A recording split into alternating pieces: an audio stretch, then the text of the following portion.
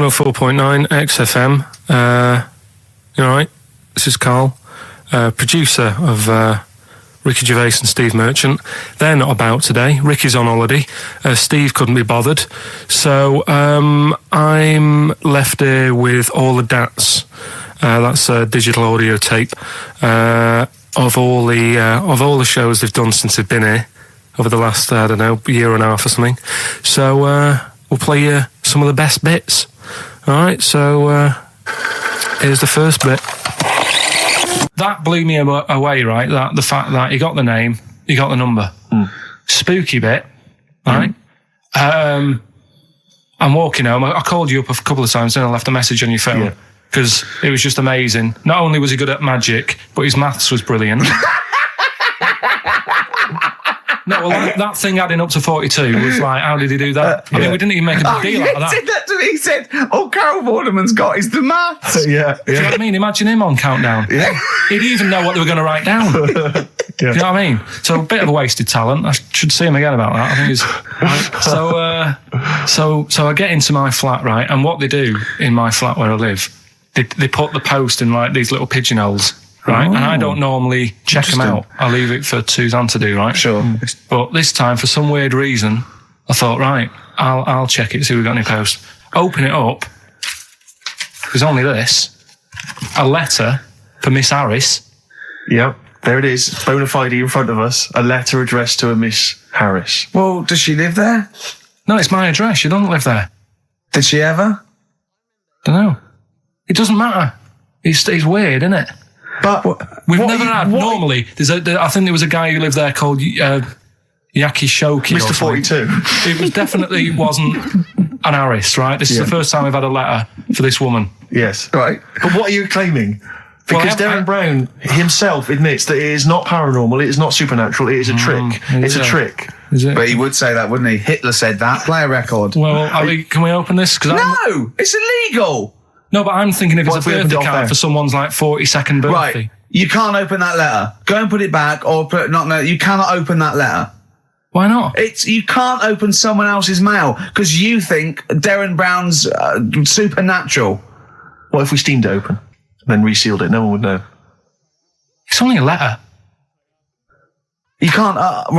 You can, but I don't want any part of it. Carl, I think you should open it. No, you open it. I'm not opening it. It's against the law. You should open it, though. We won't open it then. They won't send you to prison. Forget it. You'll get off. Cure? Yeah. Bit of cure? There's no cure, no. I'm looking...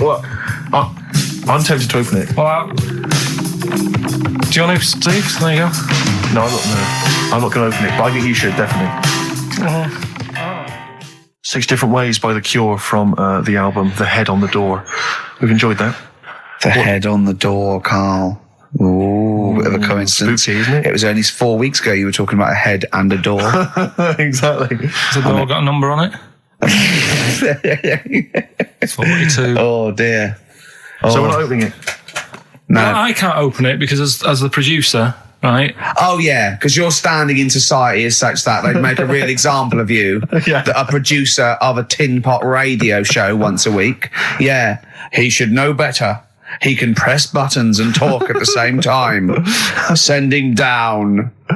But they wouldn't try you in an adult court. You would get away. You would get away with it. Just they'd hear you speaking for a little while, and the judge would end up squeezing your head and letting you off. It'd be like those people who train monkeys to break in. Do you remember down in South London? We talked about it in the past, and they were going around robbing stuff, and they trained them to do it. Yeah, I don't think those monkeys would have got in trouble. It would have been the keepers. So, I think XFM would probably take the rap. Will you open it?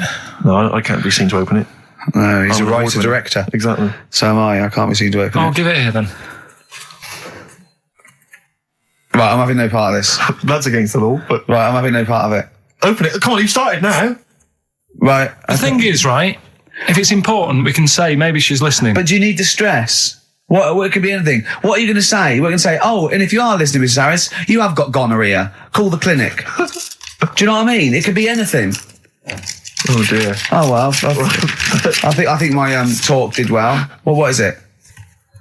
It's the number 42 on there. What is it?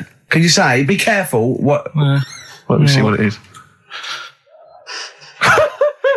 What is it? Dear Sir, Madam, your periodical dental inspection is now due. Would you kindly contact the surgery to make an appointment? Mrs. Harris, if you're listening, your periodical dental inspection is now due. You might want to contact the dental surgeon that you normally go to. She could have a faulty tooth. 42. 42. I don't believe it. 42. 42. Oh my God. God, that Darren's good. Darren Brown's good, isn't it? Oh dear. Ooh, those boys can rock there. That's the Guns with All Their Roses and Sweet Child of Mine. On XFM 104.9. I enjoyed that. Yeah. That was good. It rocks. I hope the audience was playing it loud like us. Yeah. Ricky Gervais, Steve Merchant, Karl Pilkington. Well, look at him yawning. How rude is that? Carl, what's wrong with you, man? Have you been up late? A little bit. Girlfriend was away, wasn't she, yesterday? Yeah, I always have a problem with that. Because you don't go to bed, do you, early? Do you know what I mean? You sort of think... I just always find that thing that if, you're used to living with someone, one of you will go, let's go to bed, then you'll go, all right. But when you're on your own, you go... You just forget to go to bed. I just stay up. Okay, stop eating now, Carl. You've ate all the food. That's just a plate. All right. Okay. Yeah. No, I stayed up and watched... there was a thing on about Dracula. Right. What, Dracula? And I found a flaw in it. Go on. Not the fact that he's the living dead and and drinks blood to stay alive and he doesn't reflect and he can in turn into a mirrors. bat. Well, and you can go on. The mirror thing, you can't look in mirrors, can he? Well, he can look in mirrors, but he can't see himself in a mirror. Yeah. That still doesn't work. Go on. It doesn't work at all, Carl. It doesn't work at all. Go on. No. Well, centre parting's always really neat. His centre parting's always really how does he do it if he can't look in the mirror? Blood on the floor or something it was called. Rubbish. I love the flaw in the Dracula film is that his centre parting's too neat. How did he do it without a mirror? Oh. Was it a documentary about Dracula? No, there was the real Dracula. The real Dracula. Yeah, the real Dracula. It's just a film. It had blood on the floor or something. It's called. Yeah. It's rubbish. We had a little lunch yesterday, didn't we? We did indeed. That was a nightmare. Yeah. I hate going out with you two. I was explaining to Karl, right? I like to excite Karl's imagination, right? And if it involves chimps or monkeys, all the better. Brains he likes, parts of the body, deformity. I know where to, what buttons to push. And I told him about this thing. I don't know if any of you out there know about this, but there's an experiment they did in the 50s, a clinical psychology experiment where your two hemispheres of the brain, okay, they're joined by a thing called the corpus callosum, right, which is just a little flap of skin, like a little scarlet lead that joins your two hemispheres. And what they did, they cut that in half, and they thought it was a cure for schizophrenia, but what it turned out to be, or epilepsy, I think, I can't remember, was that your two sides of your brains didn't function together. You couldn't get information. I was telling Karl all this thing, and one of the things I told him was that they did it on a monkey, and it fought itself over a nut. Like its right arm was connected, by its left lobe of the brain, and it was fighting over itself. And Karl went, instead of thinking this is amazing experiment, he went, would it have been happy if you'd given it two nuts? Yeah, I know. Well, you started off by explaining it. I remember you mentioned, because I was watching the two of you as you were describing it to me, you said, of course, one side of the brain deals with symbolism. And as you said the word symbolism, I noticed Karl drift away from looking at you, pick up his mobile phone and start pressing buttons randomly. And I thought it was the word symbolism that got him. And I noticed it took you just a moment longer. And I think the first thing you said was, when did I lose you? Yeah, I knew I'd lost him. It's extraordinary. And he doesn't even try to disguise it. I said non-locature at one point as well. Right, yeah. And I knew I was dicey with death there. Yeah. But I told you tried to look it up, didn't you, on the web? You didn't find anything about it, did you? The spelling of it's what is it again? What's the word? Corpus callosum. Yeah, so I couldn't do it. No, no point. Yeah. Don't bother. Give up. Don't bother. So if anyone knows any interesting facts about that but yours hasn't been cut in half, has it, Karl? That would again might explain something. I'll tell you what we will be talking about later. I don't know if you're sort of aware of them, Steve. Go on. Bonobos. Oh, I don't know much about bonobos. I told him about he was looking for stuff. I said, put in bonobo. He was having no luck with chimp. And they're a form of chimpanzee, but they're even closer to us, evolutionarily speaking. They've got their social groups are more like ours. They're more intelligent. And he was loving it, weren't you? So is it human bonobo Karl? Is that how it works on the evolutionary ladder? Chimp, Karl. Yeah. Talking about So we're talking about bonobos. You're excited about that? That's coming up in monkey news? No, I think it's a bit of a monkey bonus. All right, XFM 104.9, Ricky Gervais, Steve Merchant, Karl Pilkington, not here. It's the best of. You've been voting in all week, sending your emails. So here's the clips that you wanted. Another holiday. Oh, it wasn't holiday. Well, it was. You had 5 days off work. Why isn't it holiday? You had 5 days not working for a living. You know how many days holiday gets a year now? 29. Oh, that's more than teachers, isn't it? It makes me sick. It makes me sick. Well, I know the kind of hours you work, Rick. It's mad. I mean, if you're not in work by midday, you're furious. No, but I mean, I'm always... 29's normal for the normal working person. Yeah, but, you know... And anyway, it wasn't a proper holiday. I went to see my mum and dad. It's nice to see them and everything, but it's not holiday, is it? Why? It's not going away. It's not getting on a plane, is it? Going away. Oh, is that definitely a holiday? What happened before 1950? I don't know. People used to go... Yeah, exactly. People used to go to Blackpool or Brighton. That was holiday. Yeah, but I didn't Where did you go? Went to Wales. There you go. Lovely holiday. Lovely holiday. Have a holiday in Wales. That's what they say, innit? Come to Wales and have a holiday. That's what they say, innit? So come to Wales and meet your parents. Come to Wales and have a lovely holiday. Right. Well, anyway, it was good and that. It's always good to see him. Right? Yeah. But week off work. Do you know, like my mum likes gnomes and stuff. Yeah. Right. Of course she does. She's lived with one for 30 years. She said, get your dad to take us to this park where they've got 6-foot gnomes and stuff. Right. Have a walk about. Sounds like a nightmare. Yeah. Sounds like a living nightmare. Keep an eye on Karl. So anyway, he stood still for 2 minutes. Someone bought him. No. You can't buy them and that. It's like a little exhibition thing. Yeah. Right? And it's part of a hall. Right, this big hall that you have to pay to get in. But we didn't want to see the hall. I just wanted to see the gnomes. Of course you did. Yeah. So anyway, my dad says, yeah, well, we can get in there for free. Of course he did. Clever. Right? So we parked up on this little country lane, right? No one about. We walked How much down, was it to go in? Like £2? about £3 each. Yeah. But he said, well, yeah, but if you don't have to pay, do you know what I mean? You enjoy it even more, don't you, when you're walking about and you think, I've got this £3 in my pocket, no one's having it. Yeah. Right? No, looking over shoulder for a bloke with a peak hat saying, can I see your ticket, please? I wouldn't enjoy it more, no. Go on. Yeah, but you don't worry about it, do you? You got a bit of money now then, Rick. You've changed. So anyway, so we had to walk across about 4 fields. For £3! Right? And what happened was, we're walking through all these fields and what have you, big grass and muddy bits and all that, 'cause it'd been raining, and climbing over fences and stuff. And we're in this field, right?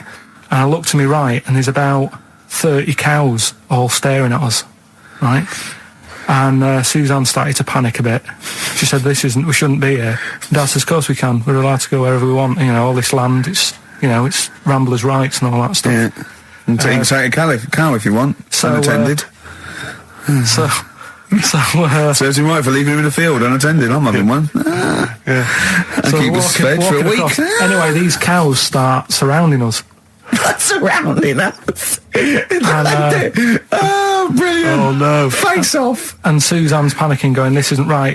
We're not going to make it to the fence in time. They're moving faster than us, and he started sort of running a bit. Wow.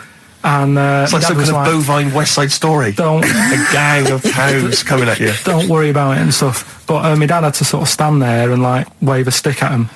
Of course. And we got away, but Suzanne was having a bit of a sweat on. Got away. Saying, we could have got killed. Sure. And my dad saying, nah, it never happens. And I just wondered if it does, if there's a risk of... Yeah, it is rare, but there's been a couple of cases of being trampled by cows. They're not aggressive. They sort of run through you. Well, they're aggressive if they've got a calf. They have what? They had kids with them. Kids, yeah. That's goats you're thinking of. Yeah. Maybe they were trying to sneak into the gnome thing, and they were worried that if too many people did it, they thought some cows, we can just sneak in. They were cows, no one's expecting cows. And the cows were going, walk upright like you're human. Don't walk upright. They thought you'd blow their cover. Yeah. People have been killed by cows before. Yeah, that was like the highlight, and then... So when you arrived there, you were presumably covered in mud, looking like something that had just come from Glastonbury, staggering around this exhibition. It wasn't that bad. It was just like a woods, and it had like a funny sort of funeral, like a graveyard thing. Right. Yeah. With bodies sort of hanging out the ground in that, and we had these 6-foot gnomes. Right. And then we just set off again, walked back. But you sure this wasn't a dream? No, it was good. It was good. And called up Ricky. I said, right, are you about? Have a chat and that. So he said, I'll just come round. It's a nice day. Have a drink and what have you. So I got round there at about 6:30, right? Go up to his door, knock on his door, right? He stood there with his tackle out. Oh. Yeah, what did you make of that? What was wrong with that? What do you mean, what's wrong with that? Why were you looking at it? Why were you looking at it? I tried not to look at it. But again, you're always sort of attracted to it, aren't you? Kind of like... I've never been attracted to another man's tackle. I don't know what you mean. You can't help but have a little sly look. Especially when it's there. When you ring the bell, and I mean the one on the door, right? And that's hanging out. And does he dress to the left or the right? It was to the left, right? Yeah, it was left, yeah. Just popped out of my shorts for him. Just popped him out of the shorts. Should have seen the state of him. Shorts on, no top, cigar. Looked like someone out of The Sopranos. It was a mess. Yeah. And then... we sat on the balcony drinking wine, didn't we? Did you pop it back in, or was it... Yeah, I popped it straight back in. I'd got the laugh. Sure. I'd got the laugh I wanted. Yeah. He walked in, he went, it's not that hot. Straight away, it's not that hot. Oh, brilliant. Then, was that knob news, or is there more? No, it's got more knob news. That's just a taster. Just a taster. Listen, let's play some adverts, let's play some great music, and maybe we should have some early knob news. Early knob news coming up. XFM. You know, you just mentioned there about sort of no knickers and that. Is this going to be your Auntie Nora? No. Right. It's just, the last flat that I lived in, I always had a good view across the road, and I could see, it was the hairy... There was the hairy Chinese not kid. hairy Chinese kid, he was just a Chinese kid, actually. Yeah. Running Because back. that's rare, isn't it? Hairy Chinese kids are very rare, isn't it? Yeah. There's only one official sighting, isn't there? In one of those shit little magazines that you buy. And there was the old woman who didn't move, she was just sat there reading a book all the who time. we think possibly died and no one came round for weeks, But, and now I've moved, right? And it was quiet for a bit. I always look at what view I'm getting, right? Looks across, and it was just sort of empty, sort of flats ready for people to move in and that, right? Anyway, people are in there now, right? And they've put all the furniture in, but I haven't put any curtains up. Oh. Right. So anyway, I'm sort of washing up, just having a look out the window. Yeah. Right. Girl sort of wandering about, knickers on, right? With no knickers on? You mean naked? Knickers. Well, she had a bra on. Right, okay. But, She was probably looking for a knickers. So I thought, and I don't know how long I was looking. No. Right. But anyway, she looks across. Oh, God. I think she spotted me. Yeah. I think, oh, God. I felt really bad. Yeah.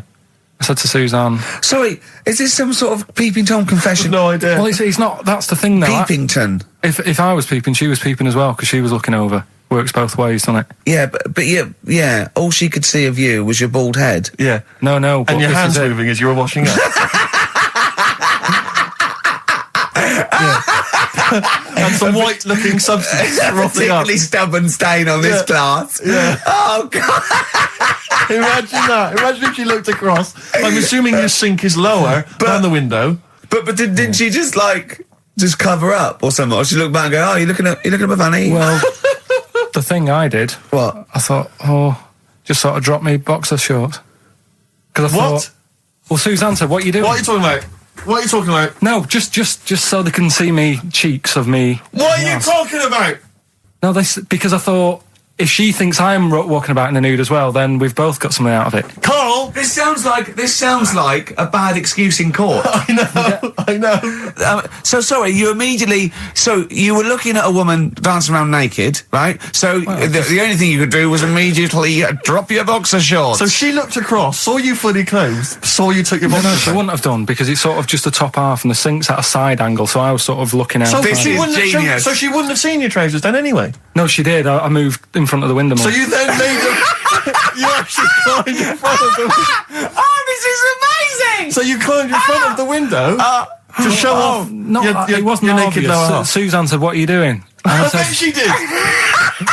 What are you looking at? I sent you in here to clean up. What are you doing? I'm just taking my trousers down, standing by the window. Why? Because there's a naked woman across the road. What do you think I'm doing, Suzanne? I'm exposing myself while looking at some free fame. leave it. What's up with you, Suzanne? Anyway, Wait a minute, can I just check?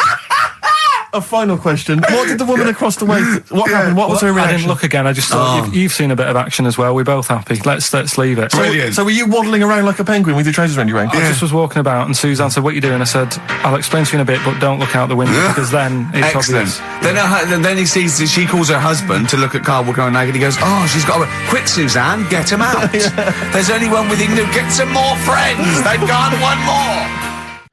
Oasis and Songbird. It's a nice little ditty It's all right, yeah. of a It's not so Saturday. bad. Yes, thank you. XFM 104.9, Ricky Gervais, Steve Merchant, Karl Pilkington. I think we should go straight into it, Karl. I think we should do the competition. There's Karl in the corner. It seems a little premature. Do you reckon? Yeah, I think Do you reckon so. it's so good? Yeah, We should tease it out of them. Well, it's a big thing. It's just that I've got absolutely nothing to say.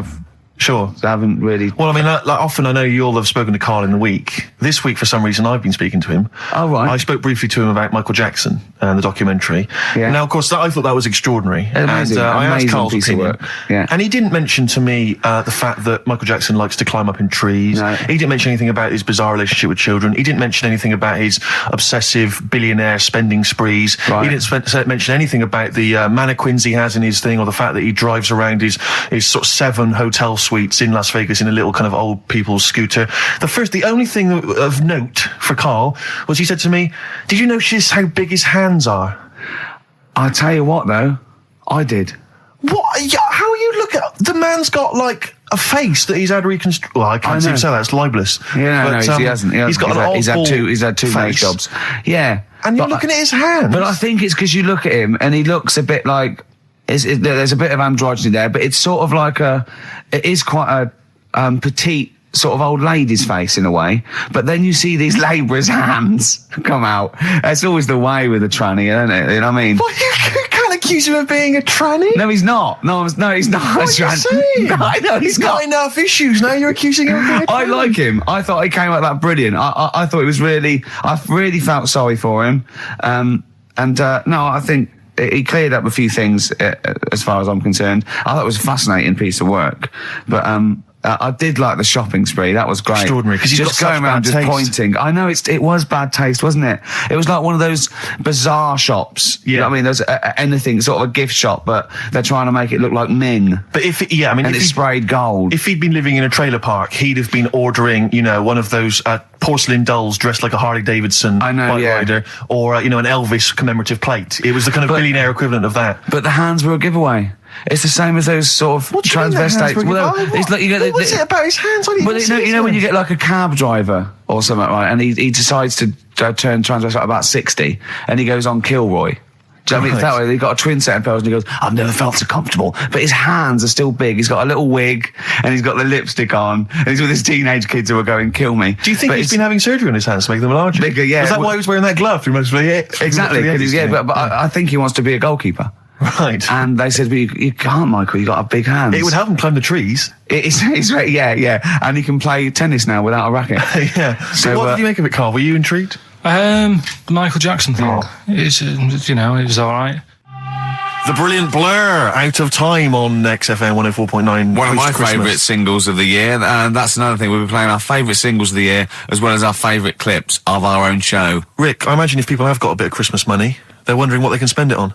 Office DVD. Well, other than that, these guys have got some ideas. What, adverts? Brilliant. Good to hear that again. It's fantastic. Waiting on a Friend by the Rolling Stones. Yeah? Go on then, Karl. On XFM 104.9, Ricky Gervais, Steve Merchant, Karl Pilkington. Go on. Right, this one. Remember Blockbusters? Uh-huh. Right, this one is good, and we'll do this one. Rockbusters. And remember how Bob Holness used to give you a letter? Yeah. And it'd give you a question, and the answer to that question is that letter. Yes. Right, well, it works like that. So if I said to you, we'll test it out on you, Steve, right? Right, welcome to the show and that. Hello. Let's play, right? And I say, right, your first one is W. Mm-hmm. And the cryptic clue, because it's done like crosswords.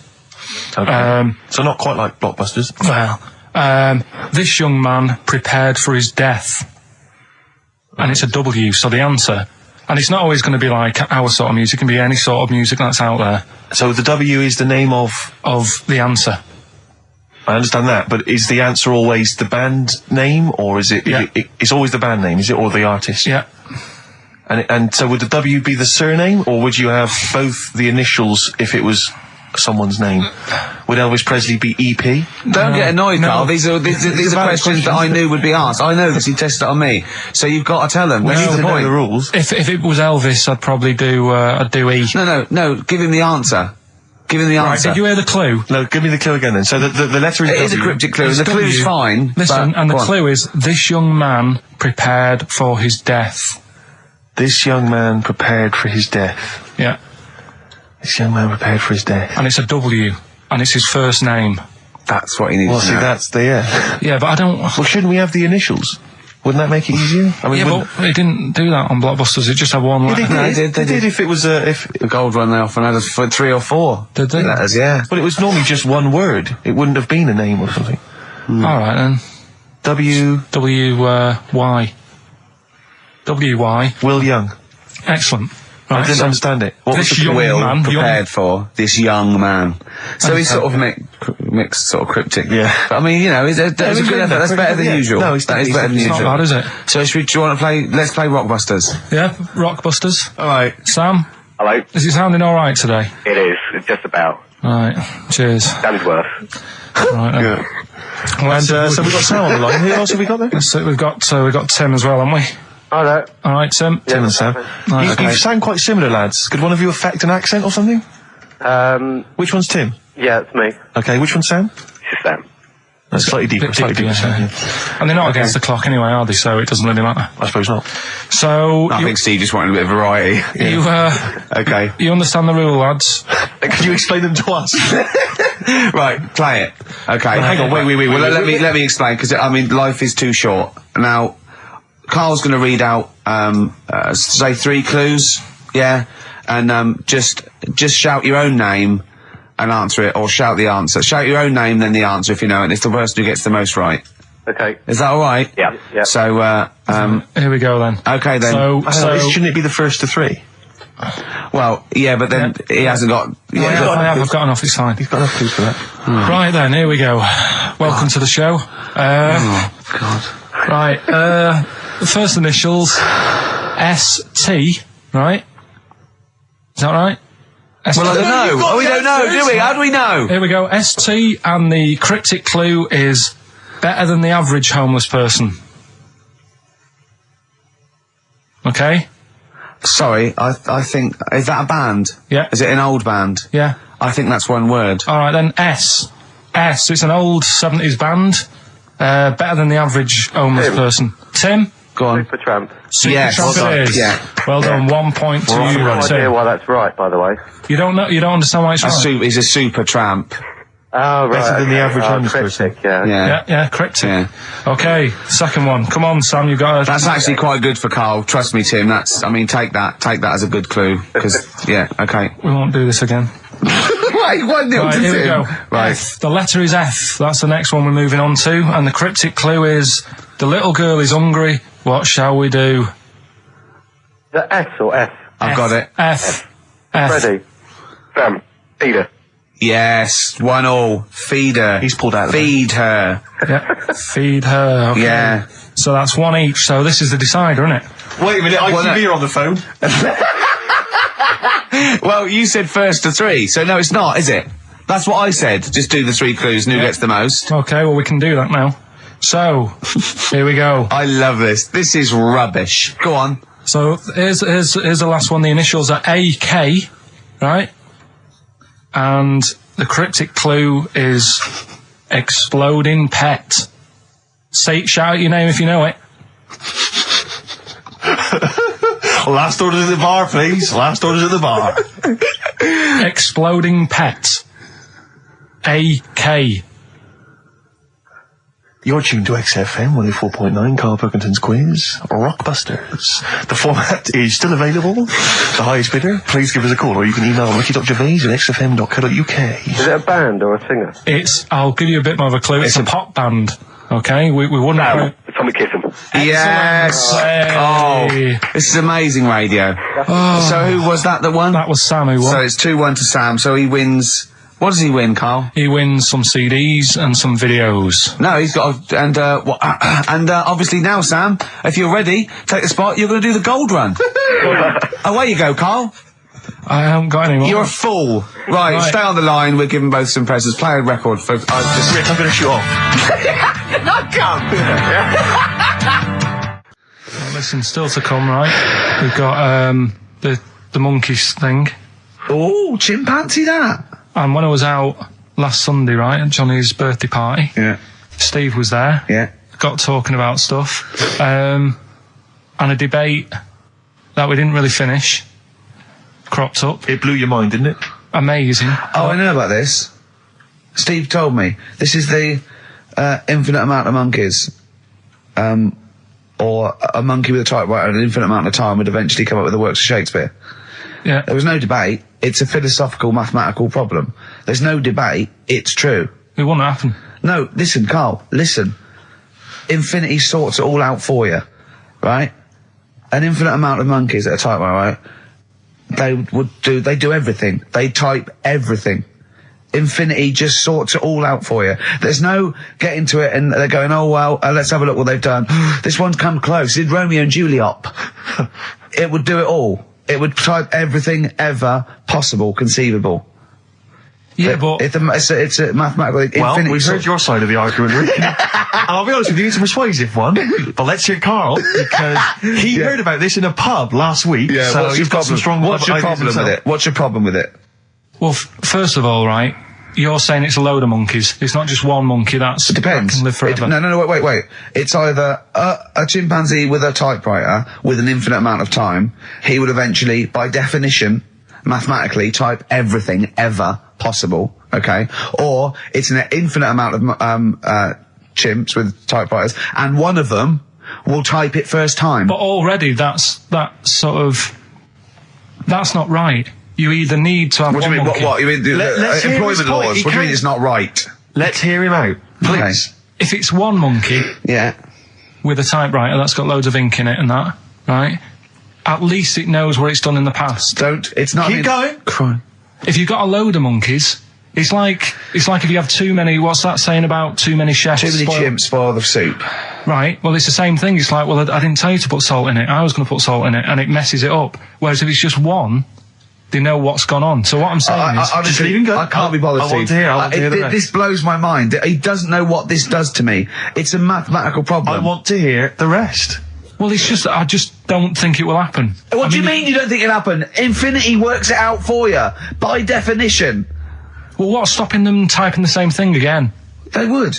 In fact, the problem should be, if you had an infinite amount of time, that it would type the works of Shakespeare an infinite amount of times, and everything else an infinite amount of times. But, that's not as... But not Shakespeare. Oh! Shut up! You idiot! Rick, do you know what he said to me? I said to him, I explained it to him. I said, God. You've got an infinite number of monkeys, infinite number of typewriters. They will type the complete works of Shakespeare. He said, have they read Shakespeare? You're an idiot! Play a record. Said, no, I'm not having this conversation. I'm not having it because it really, really winds me up. But you're saying they'll do it with no spelling errors. Well, they do it an infinite amount of times. And they do it wrong an infinite amount of times. And they spell the last full stop wrong an infinite amount of times. And they get one thing wrong in Hamlet wrong an infinite amount of times. They do everything an infinite amount of times. But are they going off a story that they've... Play a record, Karl, because I'm going to knock you out. I'm just saying... Shut up! Do they know the story? Oh, they're monkeys! Oh, Christ. No, right, okay. Right. The Cure, obviously, that song. Right, Karl's been taking phone calls for these clues. Right, and so everyone's been saying the same thing for the last one. He's been going, no, and I'm worried. I'm always worried. FD.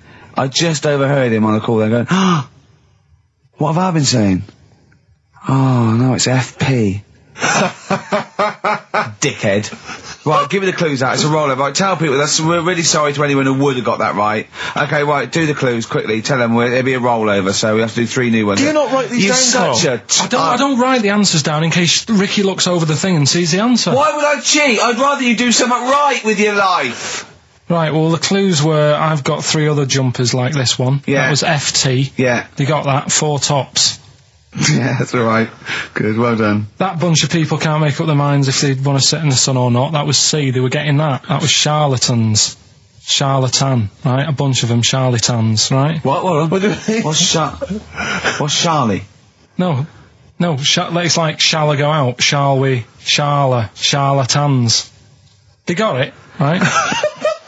Where I went wrong with this one, the Jamaican fella, he had to have some aspirin. Why? It's my fault, you know, I'm not cutting, there's no point passing the buck or anything. I said FD.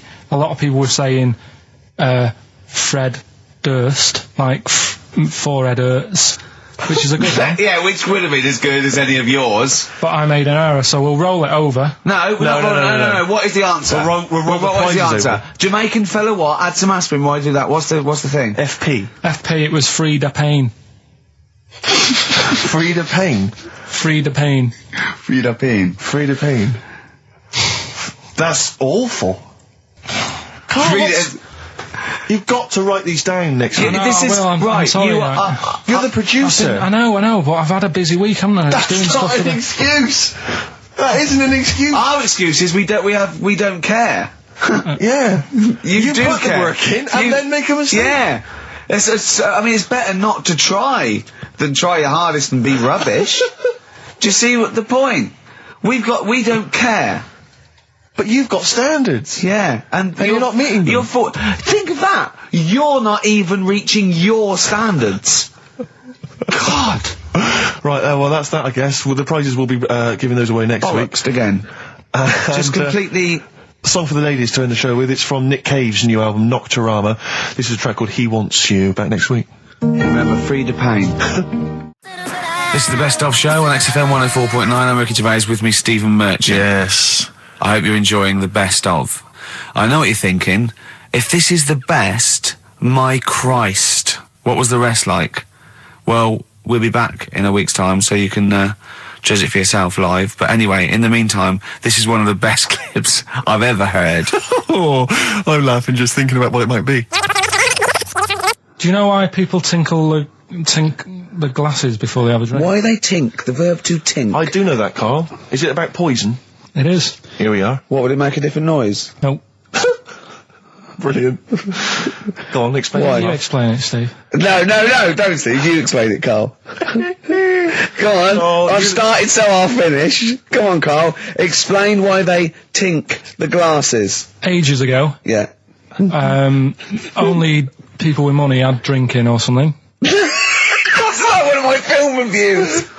Years ago. Welcome to History Now. Now, ages ago, only people with money had drinking or something. Keep going, Karl. Keep going. Like spirit and stuff, so they'd, it's like businessmen with It's easy for you to say. This is getting to be cruel, isn't it? This is amazing. Yeah, go on. Why Go did you on. open your mouth, Karl? What were you hoping was the best that could happen? Because you were trying to make me look stupid before with the planet, so I'm... Whereas you know... Yeah, go on, no, come on. Businessmen with money have got to drink and ching. Okay, so then we'll drink. So they'd nip round to have a chat about whatever they're earning money with. And they'd say, right, do you want a drink then? And they'd go, oh yeah, that'd be alright.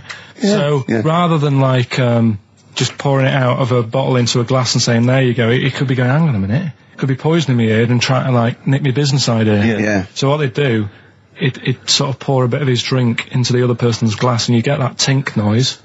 And that's like cheers, you know. No, Karl, I've just a slight amendment there. I think what it was you're absolutely right that they would then test each other's drinks to show that it wasn't poison. But over the years, that was reduced to just chinking the glasses by way of saying, let's not actually bother going through the whole rigmarole. They just did the chinking of the glasses. Yeah, that's good. It was exhausting though, wasn't it? I know. Was it worth it, do you think? Well, I like that, because people carry that with them now. When they do that, they'll think, oh, that bloke's definitely not trying to poison me. Yeah. So the horrible thing is that now, when I do the glasses, I can laugh and go, they don't know I've poisoned them. Exactly. You should always do the pouring back and forth. It's a shortcut, it's a slippery slope, you know, just be careful. Karl Pilkington in the chair now, the talked about, the acclaimed Educating Ricky. Right, well, just in case anyone's new, doesn't normally listen, basically, I'm educating Ricky. Do a bit of research in a week, find stuff, news, history, anything that's interesting. 3 stories, I give them a nice little headline. You take your pick. Between now and 3, you're going to learn 3 things. Yeah? Yeah. So, the headlines are, I'll be no buying one of them. Give us that again. I'll be no buying one of them. Nice, okay. Yeah. We've also got hippopotamus news. Okay. Okay. And can you believe it? Can you believe it? Well, I'm going to go with hippopotamus news. Hippopotamus news? Yeah. News. Right, well, this one, it's... I'm not going to take the credit here. I heard Christian talking about this on breakfast, right? Because it's a good story that happened. Basically, I don't know if I told you about it last week when we were having our spaghetti, but I think you did. Right, I know what it is. I know what this is. Okay, I've not heard this. Right, there's a little midget. Right, there's a circus, I'm loving it already. Circus going on somewhere. I think it was in America. Yeah. And is that present day or old times? I'm talking like in the last 3 weeks. Okay. Right, little midget. Circus, really packed out show. People are loving it. Right, Steve, you asked the same question I did. I know. So there's a little midget jumping up and down on a trampoline. That's what circus is. Right. I pay good money to see it. So everyone's clapping, and he's getting carried away. Because he can't believe they're loving it. I didn't know they'd like a little person on a trampoline, but they love me. But you know what it's like when, if there's a crowd of people sort of encouraging you to sort of go higher and stuff. Yeah. And I'm sure he knew it was getting out of hand. But he was jumping and he was coming down the road going higher, and he's going really high in the air, right? So he's doing this, crowd are clapping. There's a hippo, right, just sat next to the trampoline, getting ready to come on and do his act. Oh, right, I thought he was in the audience. There's a hippo getting ready to do his act, Steve. Yeah. So he's a ventriloquist. What do you mean he's sitting by the trampoline waiting to do his act? Because why does he sit in the dressing room and they go, 5 minutes, Mr. Mus, 5 minutes, Mr. Mus. So anyway, right, so the hippo's there. He's getting annoyed, is he? Because the midget's he's going, how can I follow this? This is really annoying. They're going to be, no. So he's thinking, he's already done the trampoline, my pogo stick act is never going to work. Yeah, go on. So there's a hippo waiting. See, it's a great story, and I just know he embellishes it or it gets slightly wrong. Go on. So there's a midget jumping up and down. The hippo's getting annoyed. The crowd are going mad. The midget's loving it. Can't believe his luck. Although you think he probably knows he's dicing with danger. Yeah. So next thing you know, they're all saying higher. He gives it one big, like, heavy sort of landing on the trampoline. Goes really high, but goes off at a funny angle. Oh, hypotenuse. Okay. Yeah. And sort of flies off. Hypotenuse! Sure. Flies off at a funny angle. Ooh, Hippo's there, swallows him whole. Crowd are clapping, thinking that's why the hippo was waiting there. Rubbish. Rubbish. It's not rubbish, though. But no, maybe there was an accident in a circus with a midget and a hippo, but at no point was this hippo waiting to go on, going, come on. The midget flew off at a hypotenuse and landed in the hippo's mouth and was swallowed whole. This is what you embellish it. That is great. And I have to say though, Rick, when I heard midget, trampoline, hippopotamus, I was thinking accident waiting to happen. Yeah. So. Yeah, maybe. I mean, it is that you should never put those three together. Never. It's a recipe for disaster. Everyone knows that. Midget, trampoline, hippopotamus. Are you mental? You're asking for trouble. Well, you know when he told me it, he said, and the midget, he didn't mention the hippopotamus, and he said the midget went on, and soon he fell off, and the hippo ate him. And I said, sorry, what was the hippo doing there? He went, it's a circus. I've never heard of a circus having a hippo. No, what do hippos do? What can they do? You can't train them, can you? What do you... Aren't they, like, very deadly? They're huge, aren't they? You can't have a hippo in a circus. Are you sure? You're not thinking of Zippo? He's neither clown. Yeah. And it wasn't some sort of where Zippo was eating a midget, and it's some sort of horrible sexual act. No, it was definitely. I heard it on breakfast, right? Oh, okay, sorry. No, it's definitely fact. Yeah, okay, right, okay, good. Carl's found love on the street before, haven't you? How's it going with your bird, Karl? Are you married? No. How long have you been out with her? 7 years. Because, I mean, you're quite a simple man. Yeah. You're sort of a simple in a man nice in many way. ways. I mean, Yeah, you're in the like best Helen sense. from Big Brother. Yeah, you're sort of nice enough, but I look normal. well, yeah, you sort of do. But you could be one of those that just suddenly go mental with a pen. Yeah, do you know just what I mean? stab people through the eyes. Yeah, you sort of look normal. But if I wouldn't really want to wind you up to a point of frenzy. How did you meet your girlfriend? Through work. What, through her work? What, you phoned up and said... We worked at the same place. Oh, you're right. Yeah. You're quite an enigma, aren't you? Could you give us more on that? At work. You met her at work. What, she came in selling sandwiches? She was going through the bins outside. What do you mean you met her Why at are you work? having an attack on me? You're the not one having an who's attack sad and lonely. Oh, he's done you again. He's done you Yeah, again. but what I thought was interesting was I just scratched at him and he just went mental. Yeah, no, It's like a but bear caught in a trap. It's funny, isn't it? You'll never learn. Carl. No, I was just interested to find out what the story was, because it might be a really romantic story. Well, it's not. All right, jeez. I love the fact he doesn't want to talk about his love affair. I was thinking about you in the week, and like, does it worry you? I mean, you sort of joke about it now, and we're talking about it in the office, you know, like, oh, is Steve really touchy about the way he looks? And Oh, what's this? Where's that come from? He's done it again. He's done you again. I was walking home the other night, and I was thinking about it. And do you worry that when you're old, you will be on your own? You did start it though, didn't you? Well, Karl, I'm glad you brought this up. because I mean, for me, you know, a lightweight, frothy entertainment show on XFM on a Saturday afternoon is exactly the place where I want to discuss the desperate, lonely future that's inevitably coming my way. Oh, God. I'll tell you what will cheer you up and forget all that. A bit of Embrace. Oh, one of the most hated bands. Probably you're thinking, Rick, isn't it time that we do our usual roundup of what's been happening in the news? Yeah. Which we always do every week. Yeah. We always do something, which is, I mean, basically, if you're listening and you're a new listener, say you work at a newspaper, we always try to be informative, just try and put stuff out there that just educates people, informs What are you people. thinking? Well, I said Monkey News is coming up, but what have you got? No, I was just looking on the net there and just found a couple of quite important news stories, probably worth mentioning. Policeman caught photographing. I don't know why it makes me laugh. It's just the phrasing, I suppose. It's the headline. Policeman caught photographing up woman's skirt. No, he wasn't up there taking a picture of Big Ben. He wasn't going, can I just sit up here? I'm just going to take a picture of that seagull over there. No. He was facing the camera up a woman's skirt. He was indeed. Right. A policeman in Japan is facing disciplinary measures after he was caught photographing up a woman's skirt with a hidden camera while on duty. The 42-year-old sergeant, who's not been named, used a digital camera to secretly snap the shots when the woman was reporting a stolen bicycle. So he was actually doing his proper job. He'd obviously thought to himself, I'll bring him a digital camera today. On the off chance a beautiful woman comes in to report a crime or robbery, I'll have it ready, I'll have it positioned, you know, in such a way. But this is interesting. This is how he got caught. Okay? The woman became suspicious after she saw a flash go off.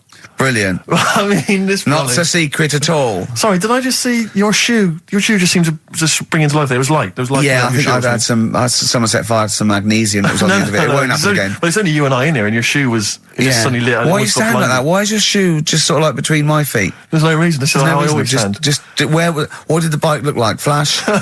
So, are you taking pictures of my family? No.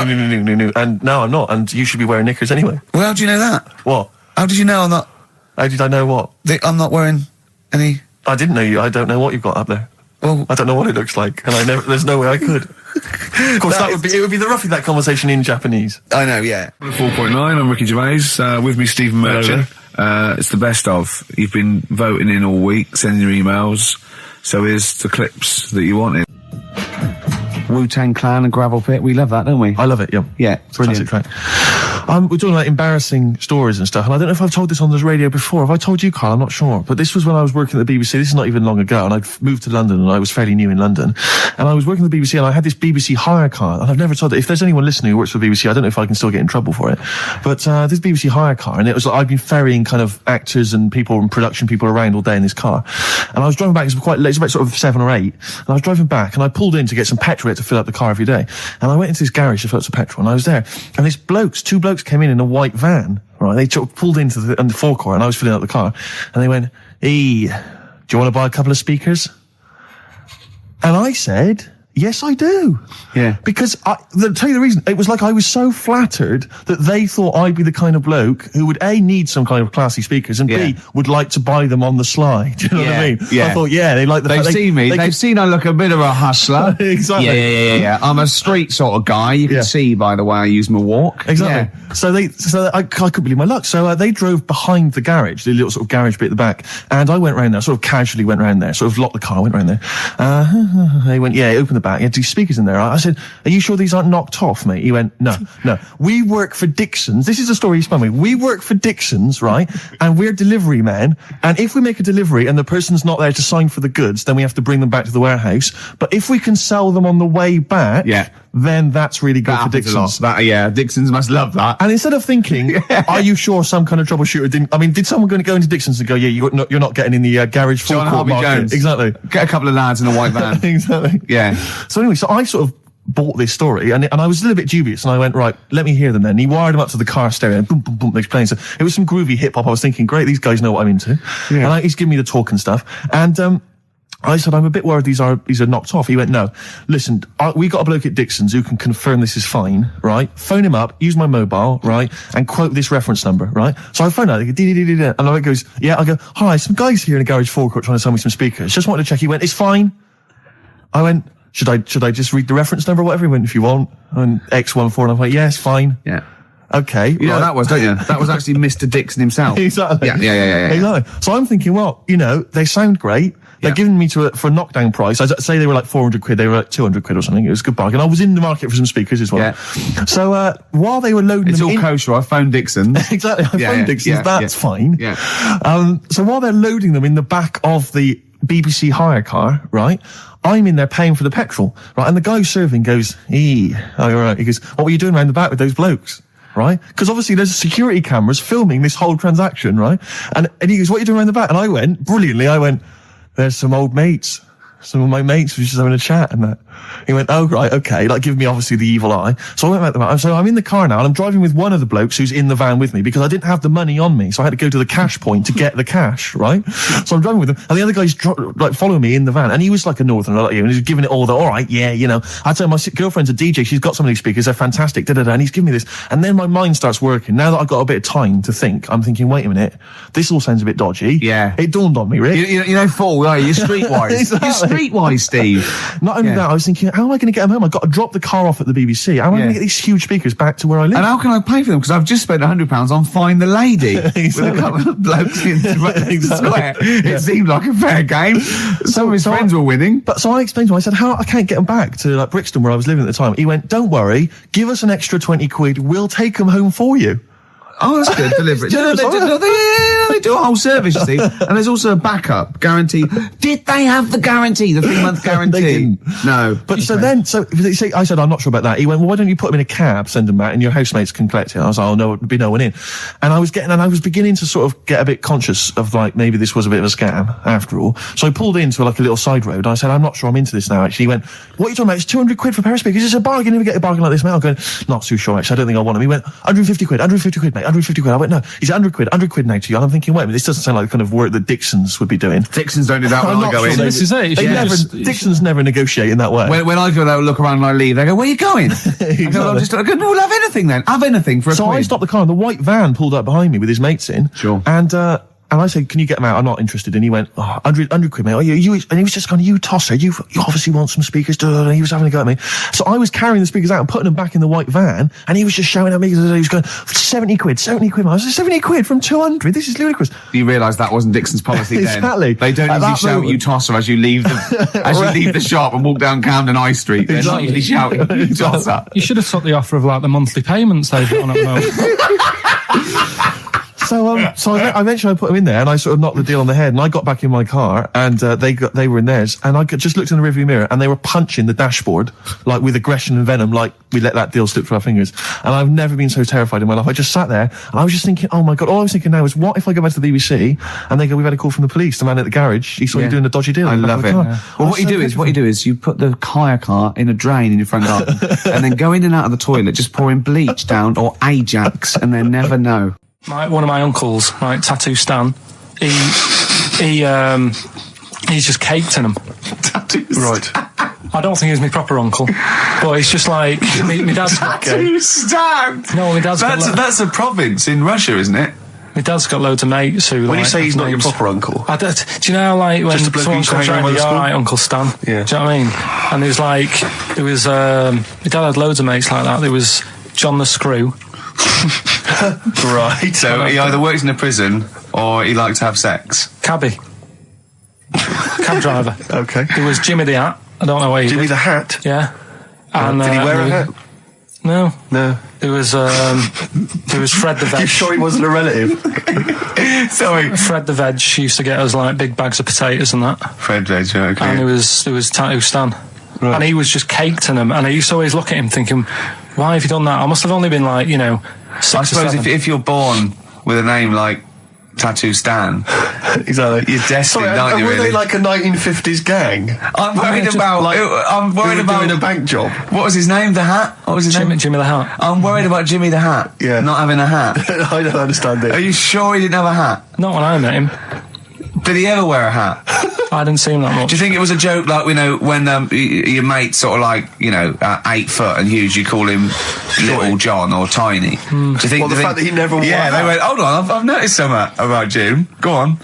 No hat. And I go, oh, true, let's call him Jim the Hat. Jim the Hat, yeah. But my Uncle Stan, he had like loads of them. He did them himself. Oh dear! And it was always that thing. God. What was it? Things like he had like the cross cut here, made in Britain. And if you're going to do them yourself, I'd say at least make sure you're sort of a good drawer. Yeah, and don't do it in the mirror so it comes out backwards. Well, that was the other thing. But like, I remember he did. Names are all right. He had like all his kids' names down his arm. And, what are they called? Yeah. Oh, God, it's Tattoo Stan Jr. Yeah. And Paul shits to bed. I'm trying to. Wabbai Kate. Yeah. But he had Frankie never amounts to anything. Oh God! So he had like Johnny, I don't think he's mine. So he did all this. I don't even know why I'm telling you about tattoos. No, nor do I, Karl. Right, there was this. This is what it's like about getting presents and stuff, right? With my mum and dad. Go on.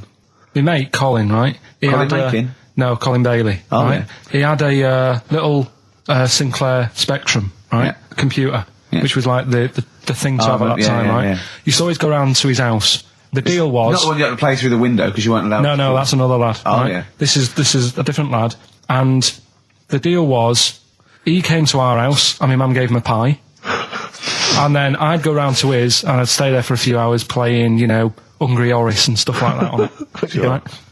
Now, my mum and dad knew that I really wanted one of these computers, right? So I waited about a year. Came round to Christmas Day. I thought, I reckon might have one.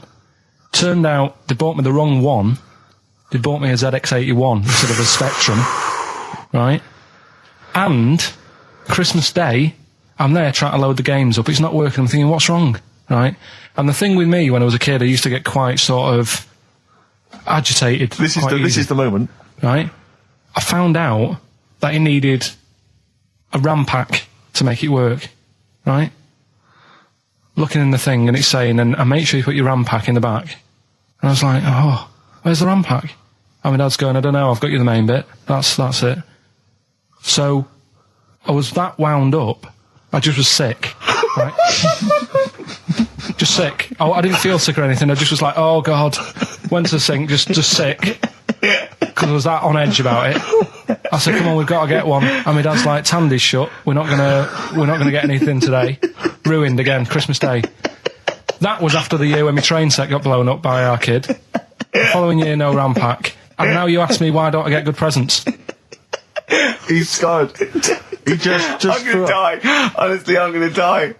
He's just being sick. Yeah. There's no RAM pack. Did you get to the bottom of it? Why wasn't there a RAM pack? You have to buy them separate. Oh, It's one of them cons. What do you mean I can't play Frogger? Oh no. So, wasn't there another incident when you threw up? Spontaneously threw up? Through sheer anxiety? I do get it. It's not so much now because I've relaxed a bit, but as a kid I used to be quite on edge all the time with certain things. Do you think that's what happened to your The cat wind. that kept being sick? That it didn't get the food it wanted? And it just threw up? Do you remember that? Yeah. God, so they shaved it. So it was last week when there was a little bit of confusion over the one for Holly Valance.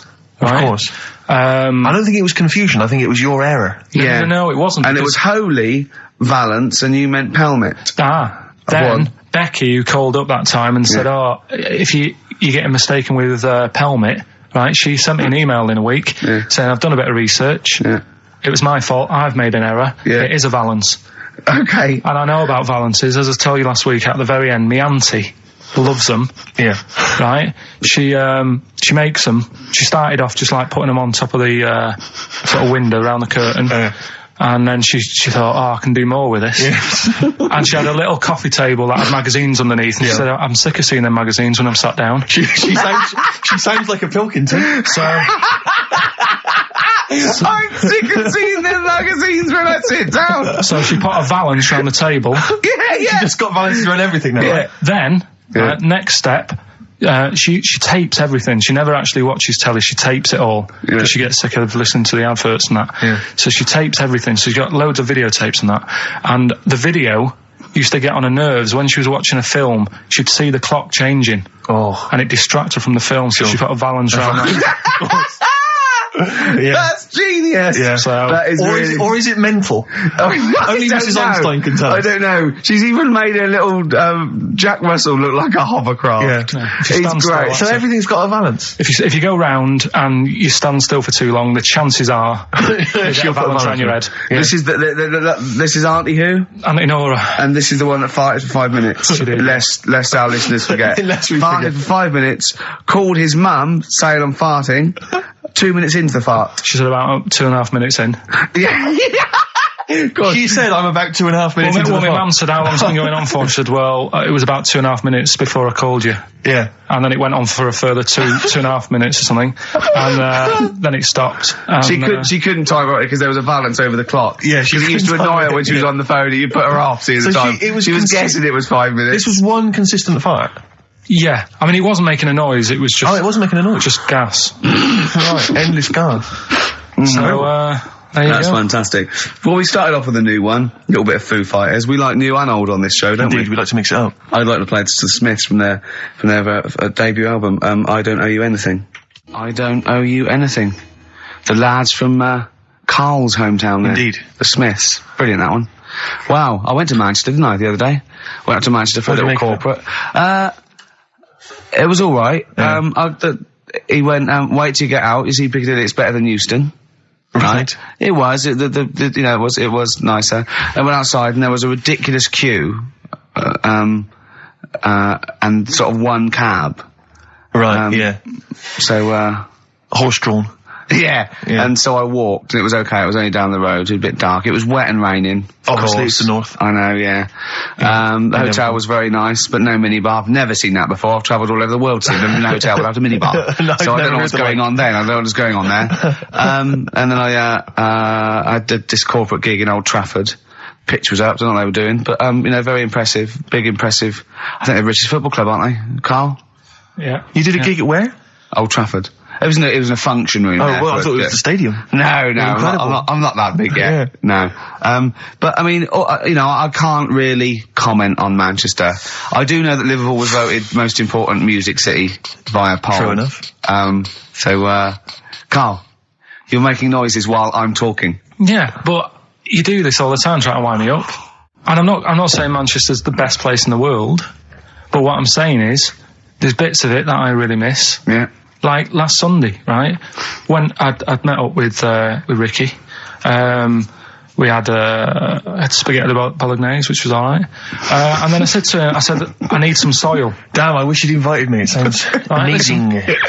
So I need some soil. What do you think? You need some what? Soil? Soil, yeah. I need to repot a plant, right? Yeah. So you need to repot a plant? Yeah. Fair enough. So I'm like, where you can't see these shops in London. Do you know what I mean? There's nothing around. I took him straight to one in my street. Yeah, but near your street, and that's probably the only one in London. Well, you say that, Carl. No, it does annoy me. Round my way, it's like, you know... You can't move for soil shops. You can't. There's Earth. You can just pick up handfuls walking down the street. Yeah, incredible. People just lean over into someone's front garden. No, you can take the plants as well. No, but what I'm saying is, Manchester, there's loads of decent hardware shops. Yeah. Here, you know, if you want a panini and a latte or whatever, you can't move from. But for soil, I had to go virtually how many miles away from me to carry that soil home and stuff. Yeah. It's not good. I mean, London's all right, but if cities were sort of marked... It's neglecting the peat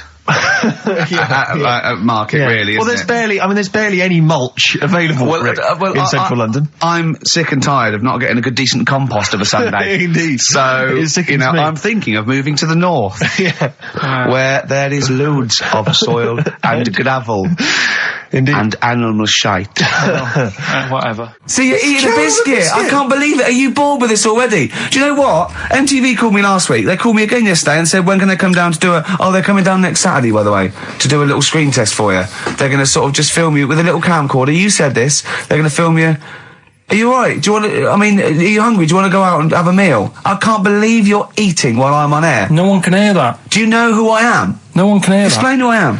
Well, that's Ricky Gervais, right? He's made his name on TV. Yeah. Okay, he's done any number of corporate gigs, and they pay silly money.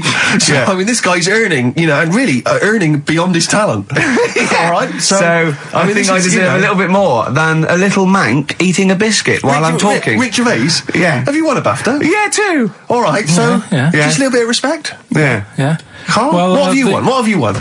I got a bronze certificate for doing a full week at school. That's great. It was only a bronze. What's that then? 3 out of 5 days. And I got me a little Crusaders badge, if you remember. What's the little Crusaders badge? The Crusaders badge for the religious club. So I was that the fella that you went and played ping pong ball, so they wanted to talk to you about God. Yeah. Yeah. You got a Crusaders badge, did you? Yeah, that's why I went. That's why I joined. That's why I joined. For the badge. I like the little badge. Did 4 weeks and then packed it in. Travis on XFM 104.9 on Ricky Gervais with me, Steve Merchant, Carl Pilkington. We're doing Educating Ricky. Right, final one. Come on, Carl. Right, what was it? It was, why don't they just get a diary or some paper or something to write on? Yeah. Yeah. Because snappy. I couldn't think of a heading for it. It's basically, Go on. people who have tattoos, I've never understood it, right? That they have something put on their arm. Right, sorry. Have we started the educate? Is this part of it? Are you educating me? This is something that will be useful in my life that I didn't know about. Yeah. Go on then. No, it's just that they've got a machine out, right, that does tattoos. Tattoos. You come up with a design you want, and you sort of this machine scans it, and you put your arm in this thing, and you press print or whatever, and then it does the tattoo on your hand. Or on your like loads of little needles that follow a pattern? Yeah, the computer, basically, yeah. Is it a real tattoo? It's a proper tattoo one. The fella said... well, as long as it goes out, it pierces the skin with a I just wondered if it's one of those kind of, those kind of... No, it must be lots of little needles or a moving needle that can go Sorry, along but it. how is this cleaned, like, in between each person? Dunno, probably... I don't know. Well, no, as long as it's only that. If it's one needle, it's just the head, isn't it? If it's one needle that moves, does it like loads of little... What are we gaining from a machine doing it? Just because they're going to sort of mess it up. But hold on, how do you keep your arm still? Because your skin moves slightly. So the machine it's won't... sort of strapped to your arm. Right, and so the fella said that the tricky thing was in all this it was the fact that, you know, nobody would let him test it out on anyone else, so he had to do it himself. But did it work? Because the thing is with a tattoo artist, they can see when your skin's moved and they can see what they've done and they keep wiping it and looking, whereas a machine's just got to trust itself. Yeah. So I think one needle could go wrong. If it was a lot of needles, that it just came down, like, you know, 1,000 needles that was an imprint. Yeah. But obviously I'm asking someone who hasn't delved any further than there's a machine that can give you a tattoo. That's all you've got at the moment, isn't it? Well, yeah, basically. That's all you've got? I mean, that's what I've got, because I'm not a fan of tattoos. I don't... But where did you read this again? This was... Internet? This was on the internet, yeah, it was, yeah. Okay. And I just don't understand why people do it. That's what got me attention. Because me... Sorry, what have I learned from this? That if you wanted to get one, you know, you can get one done by a machine now. You know, people say machines are sort of taking over and that, and there's another one. But it's just the fact. I mean, I don't know. So give us the snappy title of this education again. Why don't they just get a diary or some paper or something to write it on? That's what I always think when I see people with loads of tattoos. Like there's that fella who we were talking about the other week in Scotland who was covered 99% in tattoos. It's just like, what have you done that for? Yeah. Do you know what I mean? You can't get rid of it now. You've done it now. Yeah. One of my uncles, right, Tattoo Stan, he's just caked in them. Tattoos. Right. I don't think he's my proper uncle, but it's just like my dad's got Tattoo Stan. No, my dad's that's a province in Russia, isn't it? My dad's got loads of mates who. When you say he's not your proper uncle, do you know, like when just a bloke someone used to comes hang around around, with all school? right, Uncle Stan. Yeah. Do you know what I mean? And my dad had loads of mates like that. There was John the Screw. right? So he either works in a prison or he likes to have sex. Cab driver. Okay. There was Jimmy the Hat. I don't know where he Jimmy did. the Hat. Yeah. And did he wear a hat? No. No. There was Fred the Veg. You sure he wasn't a relative? Sorry. Fred the Veg used to get us like big bags of potatoes and that. Fred Veg, okay. And there was Tattoo Stan. Right. And he was just caked in them. And I used to always look at him thinking, why have you done that? I must have only been like, 6 I or suppose 7. if you're born with a name like Tattoo Stan, exactly, you're destined, aren't you? Were really? they like a 1950s gang? I'm worried about doing a bank job. What was his name? The Hat? What was his name? Jimmy the Hat. I'm worried about Jimmy the Hat. Yeah. Not having a hat. I don't understand it. Are you sure he didn't have a hat? Not when I met him. Did he ever wear a hat? I didn't see him that much. Do you think it was a joke, like, when your mate's sort of like, 8 foot and huge, you call him Little John or Tiny? Do you think the fact that he never wore a Yeah, hat? they went, hold on, I've noticed something about Jim. Go on. No hat. And I go, oh, true, let's call him Jim the Hat. Jimmy the Hat, yeah. But my Uncle Stan, he had like loads of them. He did them himself. Oh dear. And it was always that thing. God. What was it things like? He had like the cross. Cut here, made in Britain. And if you're going to do them yourself, I'd say at least make sure you're sort of a good drawer. Yeah. And don't do it in the mirror so it comes out backwards. Well, that was the other thing. But like, I remember he did. Names are all right. He had like all his kids' names down his arm. Right. What are they called? Yeah. Oh, God, it's Tattoo Stan Jr. Yeah. And Paul shits the bed. I'm trying to. Oh, Wabbai Kate. Yeah. But he had. Frankie never amounts to anything. Oh God! So he had like. Johnny, I don't think he's mine. So he did all this. I don't even know why I'm telling you about tattoos. No, nor do I, Carl. Hey, to be honest. Don and Blitzen from the About a Boy soundtrack by Badly Drawn Boys. Christmas theme there. You spotted the Christmas theme. Yeah. Carl's not really in a festive mood, but I can't imagine Christmas is your time of year, is it, Carl? Well, I'm not sure any time of the year is, really. I liked it when I was about. I think when I was about 7, I enjoyed it.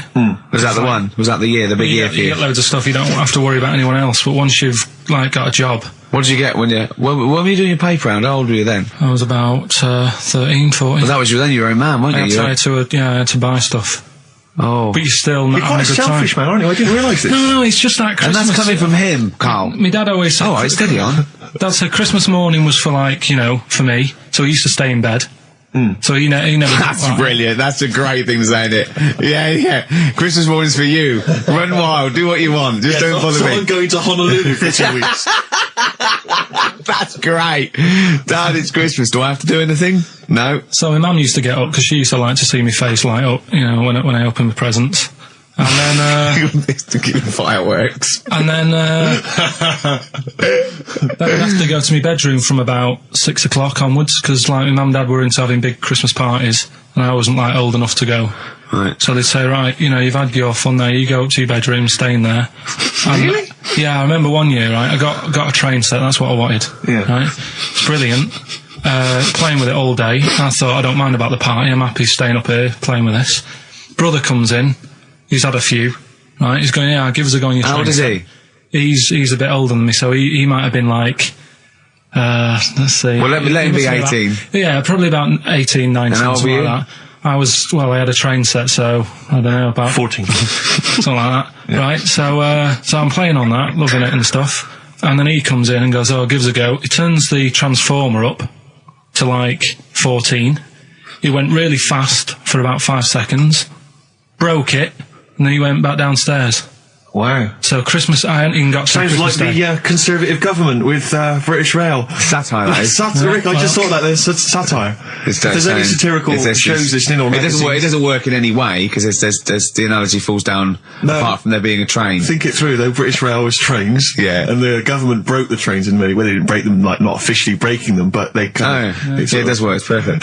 Oh, I'm very pleased with that. And I can't. And no one's asked him to be on Have I Got News For You? It's weird, isn't it? Because it's strange that when you've got a satirical mind that's as quick as that. Yeah. All And right. he's broke your little train set. So what did you do? I just like watched telly and had some sausages. I bet you were happy with that, though, weren't you? It's a bit annoying though, isn't it, when your main present of the year has been broke. And did it ever get it fixed? No, that was it. Put away. I'm intrigued why your parents wouldn't let you come and join in the festive fun. Was it like really debauched down there? Was it like eggnog everywhere? And Well, no, but I mean, that's fair enough. 6 is a little bit early, but I just think, you know, if you're your kid, you know, he had his fun, put him to bed at 8, maybe. And you think so on Christmas Day? I thought that was a day for family. Well, not if there's a party going on. Well, don't have the party on to Christmas Day. Well, that's another option. Yeah.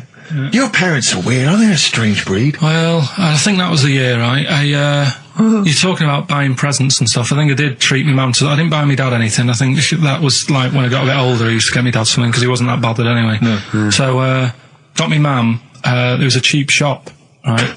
Of course. Thank God for that. Called Snips. Right? So I went in there and I thought, let's see what I can get her. And remember Victoria Plum? I don't think so. Well, it's like a fairy character. Right. Right? I mean, mum's into gnomes and stuff, right? So I thought, right. She must be pleased with you then.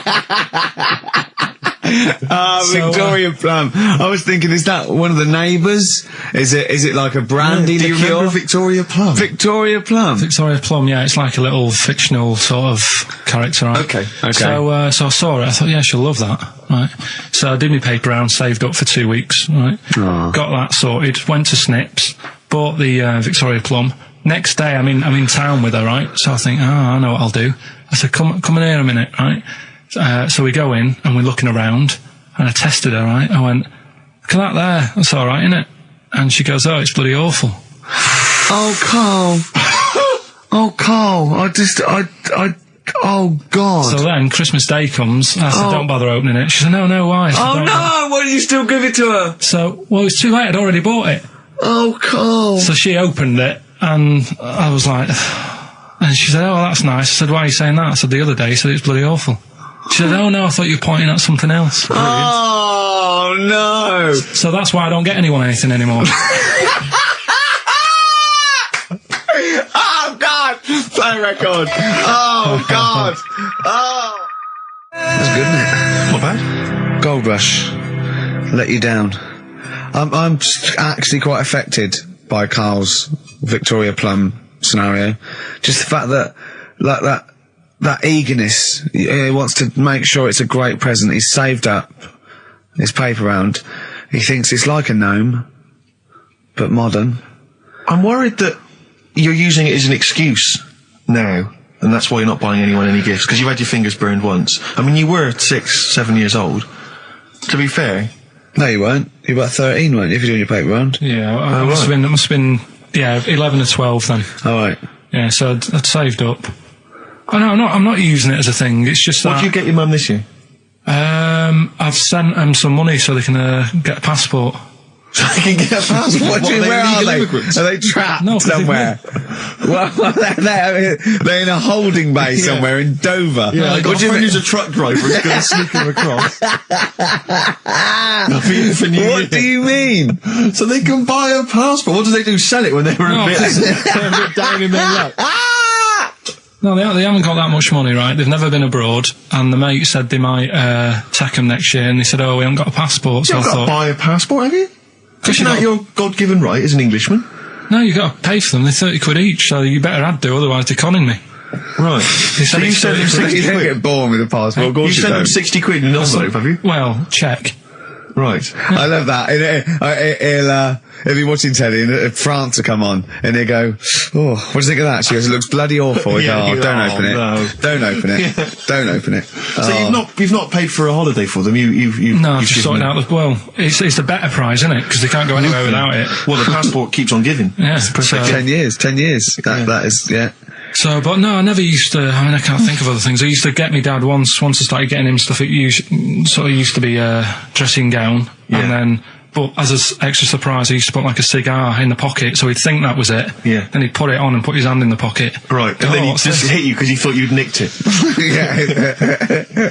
Oh dear. So you bought him a jacket with a cigar? That's quite thoughtful. Did you sneak a cigar once on Christmas? Yeah. Well, that's when they used to have like the big do's, like I say. You know, they were known for it. Like the whole estate used to know that.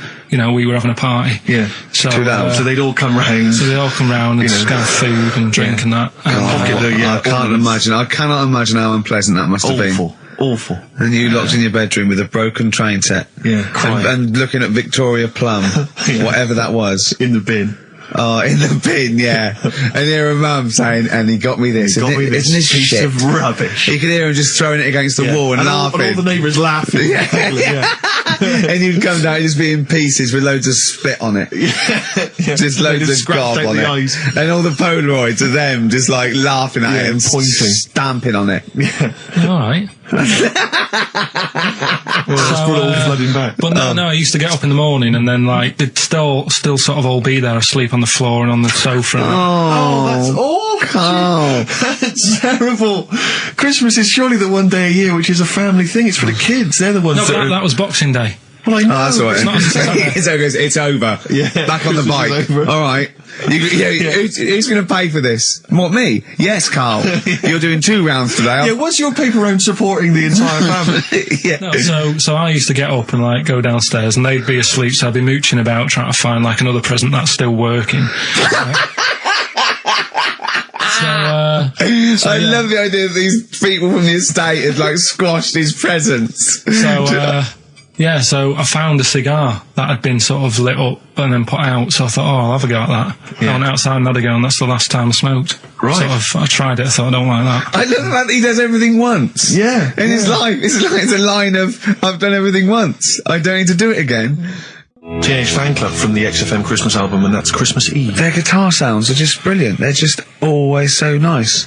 All right, Carl, do you like that? Do you like Teenage Fan Club? Yeah, they're good. good. Carl, I feel like you've never kind of enjoyed the wonder of Christmas. I can't ever get the sense, maybe except when you were very, very young, you know, that kind of bright-eyed, you know, thinking of Santa, you know, kind of landing on the roof and coming down the chimney and drinking the sherry or whatever. So I like the idea of it, right? Sure. The sort of, you know, I used to get a couple of annuals every year, you know. Yeah, so do I, yeah. And I was allowed to open one on Christmas Eve. Oh, that's brilliant. Just, yeah, so... So they could throw it on the fire. I think the It is sort of like... have a quick skim through, do the word search right. Yeah. I think so that's light the cigar off the cooker. Oh. Well, anyway, listen, a good friend of ours, Ross Noble, the comedian, brilliant, he gave me this picture, Carl, which he's got from a magazine. He loves you. He And I have to thinks say, I think this... I just looked at it then. Obviously, it's not going to mean much to the listener. Oh, this is but it is self-indulgent, currently but available. I think it's in the current edition of Bizarre magazine, so you might want to buy that. It's and you not can have horrible, though, is it? There's a certain grotesqueness about it. Oh, But I just think it's a deformed person, isn't it? Well, to a degree, but I think what it's going to do for Karl is give him, I think for you and I, Rick, we're going to see his face Light up. brighten up, like opening a wonderful Christmas gift. Oh, You know what? I think I've seen this. Is this the one with the kid with the big head? I'll be honest with you, Karl, it is. Have you seen it already? Yeah. Let me just show it to you again so you can kind Let of me have a look. highlight it It's again. like I haven't seen it. It's like.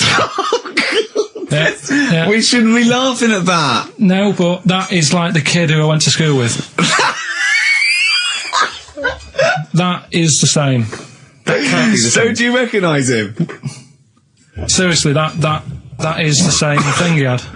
I mean, I have to say, it does I'm look not like sure. it's been computer generated. It's so odd. Yeah. But look at the child's face. I Look know, at his well, reaction. Don't take another photo of me. I'm not sure this is right. It's not right. It's not right. But I was hoping that would give you, Karl, just a little glimpse of. We've had a request as well on the best bits. So someone wants to hear you talking about your mates with the big heads. I don't believe it, because every time we go there, we get some sort of complaint about something. About what? Just leave it. Well, that for some reason that always goes from the story with my dad going to Blackpool for taking those kids there. And what kids? And, leave it. No, what? No, I don't know. There's people who don't know what you're talking I'll about. tell you when we put a song on. No, well, I know what it is, Well, but you if can't you just say wanna that. know, well, Is it email when? in. Is it okay? Is it when your dad put a kid in the wheelie bin because he was getting out of hand? Yeah. So we're going to be We can't go through it again. It's too controversial. We're gonna. What's the name? No, well, the thing is, right, you were just saying about what are you about Christmas. That's the funny thing, right? Because in our house, there's no one who's religious, right? No. My dad got annoyed when I went to church that day. He was like, "What are you doing that for?" Of course. I went to see a gig in Liverpool. Remember the band The Christians? Yeah. He thought I'd join some club. Yeah. I said I've been to see The Christians. He was saying to me, "Man, what's he doing going out with them?" Yeah. And then the other thing is, because I'm not christened or anything, my mum used to say to me, "Don't tell anyone that, because there's witches and stuff." I want to go back and see his upbringing. I just want to go back and see him at 7. One day in the life of Karl, age 7. Just have 3 ghosts visit him tonight and take him back through time. But we could go with him. We can be some of the ghosts. Yeah, I the just ghosts like of Christmas past. Remember this? That's incredible. Because there's witches. Don't tell me. So just say a bit more. So she wasn't Christian, but she thought maybe someone could take your soul because you weren't There's Christian. like there's cults and that, isn't there? And if they find out you're not christened, then Right.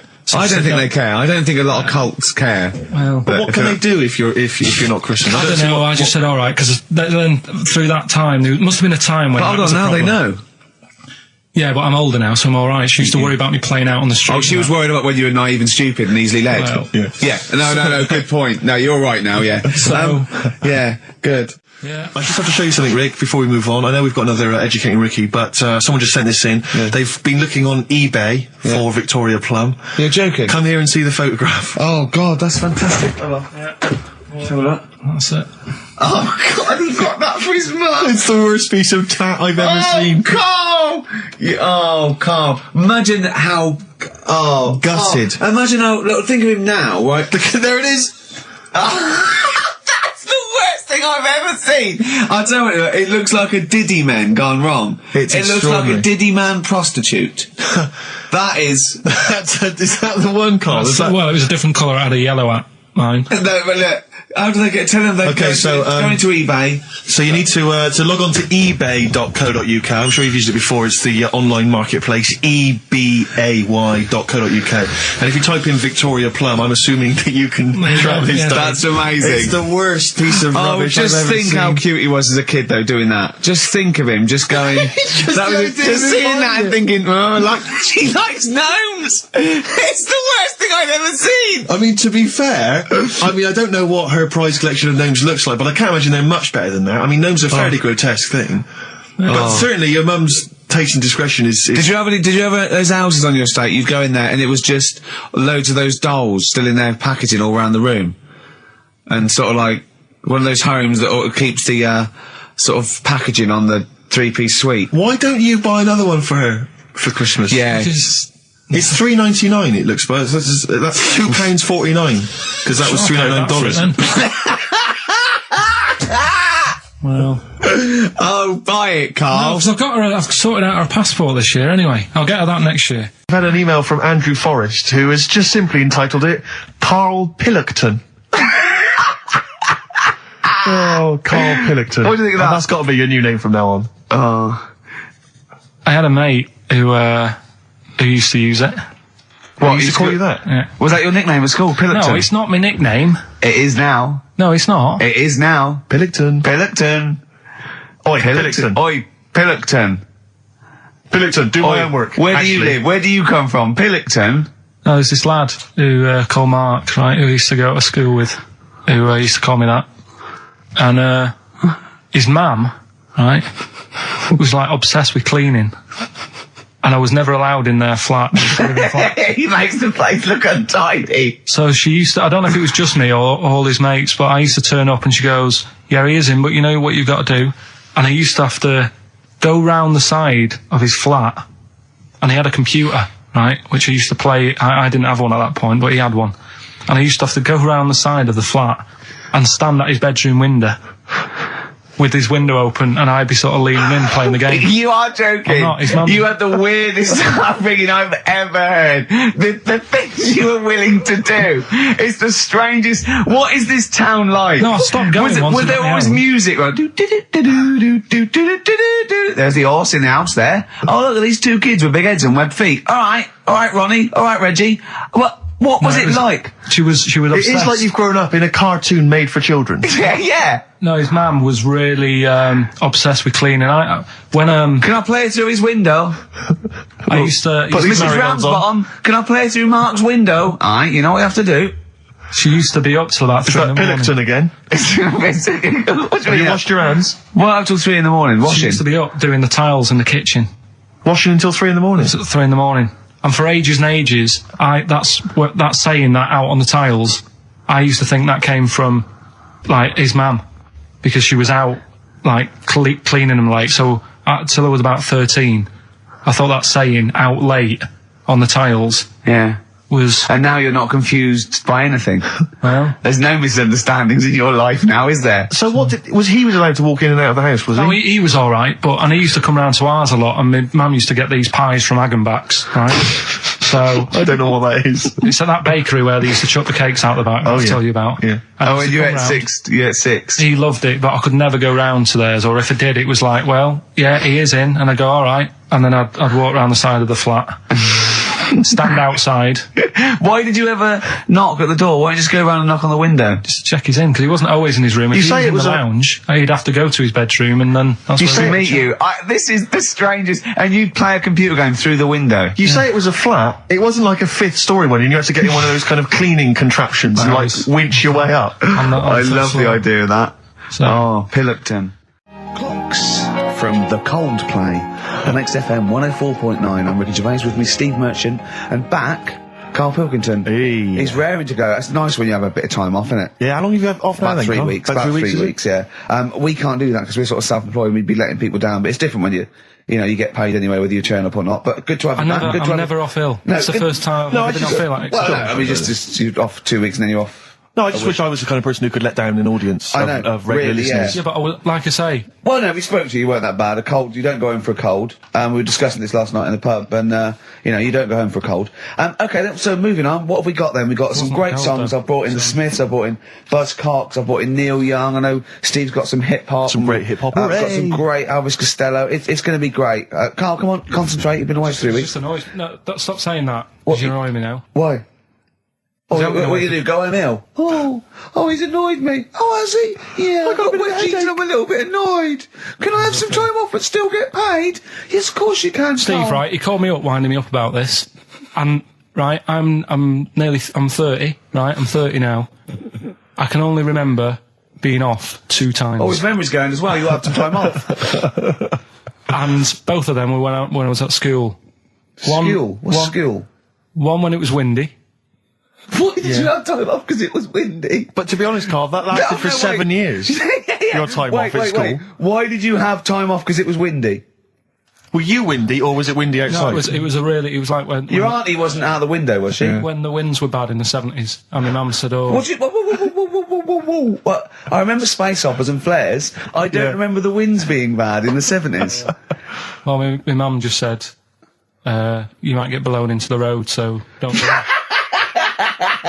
She had so much faith in you, didn't she? As a human being. Is that why she got fired from the pie shop? I'm not coming in today, I might get blown into the road. God. The funny thing it was, right, Steve, they had this thing going at school, because a lot of people used to wag it back then. Used to what? Wag it, sort of not go in. Yeah. Right. And they sort of tried to make it interesting for you by giving you an education. A certificate if you did a full week. Reward for the rest of your life with achievement. That sort of carrot. And also, like, let you go home at 3 o'clock on a Friday. Right. If you'd done a full week and that. Yeah. So it was lovely weather all week. Then it just sort of changed on a Friday. And I got up and it was all windy. It's My always mum windy said, for Friday on 7, isn't it? don't, if you don't go in because, you might get blown into the road and that. So I said, all right, then I'll stay off. And, So why did you told you to hold on to a fence or walk you there? What's this? Don't go out. Immediately give up. I love this getting blown into the road. Is that based on your cats that kept getting blown into the road? Well, so I got to school on the Monday, right? And the teacher said, Took you a right, long time. today, to punish you, you're the only one who wrecked the whole week, right? Everyone else came in. You didn't. So everyone else is going home at 3 o'clock today. But you're not. Brilliant. Serves you right. And I wasn't bothered though. It was great because I said, well, you'll have to stay with me, won't you? And it was great. So all I did for half an hour was doodle and stuff. It was great that afternoon. yeah. And that was ages ago. That was like when I was about 8. And that's one of the times I was off ill. Yeah. So it was, But that wasn't even ill. That was wind. yeah. Yeah. So Yeah. Yeah, it's a bit different when you're to be honest with adult you- world though, Carl. You can't just not turn up because you've got a bit of a cold or you're a bit fed up. I mean, we had an appointment 4 o'clock Thursday, wasn't it? And he had to call it, so I cancelled it. Meeting went on a bit late. Time management. Get things done. If it was important, you'd get it done. Play a record, Carl. Pull your finger out, please. when I was a kid, right, and it's all right for you to go into women's toilets when you're a kid. It's like, oh, it's a bit cute, right? As long as you're not, like, over 15 or something, right? Right. But when I was a kid, I went into a toilet, and women, when they use their little cubicles, they don't shut the door. Some of them just sit down on the toilet, right? And you see everything. And, no, seriously, that's probably one of the first times I saw, like, a woman. Yeah. That, right? And my Auntie Nora when she was staying over. What happened with your Auntie Nora? She was, she's into wearing caftans. Into wearing what? You know, caftans. Oh, yeah. What caftans? Big, bellowy sort of dresses. Right. And, yeah, I used to sit on the floor at home in front of the telly. Sure. She was on the chair behind. Yeah. She did a bit of a sort of a Sharon Stone scene. Oh, God. Yeah. Did you see it? There was no underwear. No. What age were you? What was it like? What age were It you? was like a ripped tennis ball. What? Right, we're off air. We're off air. Either that or put us in for the Sonys. I've told you before about buying presents. Did those gloves have your name sewn in them?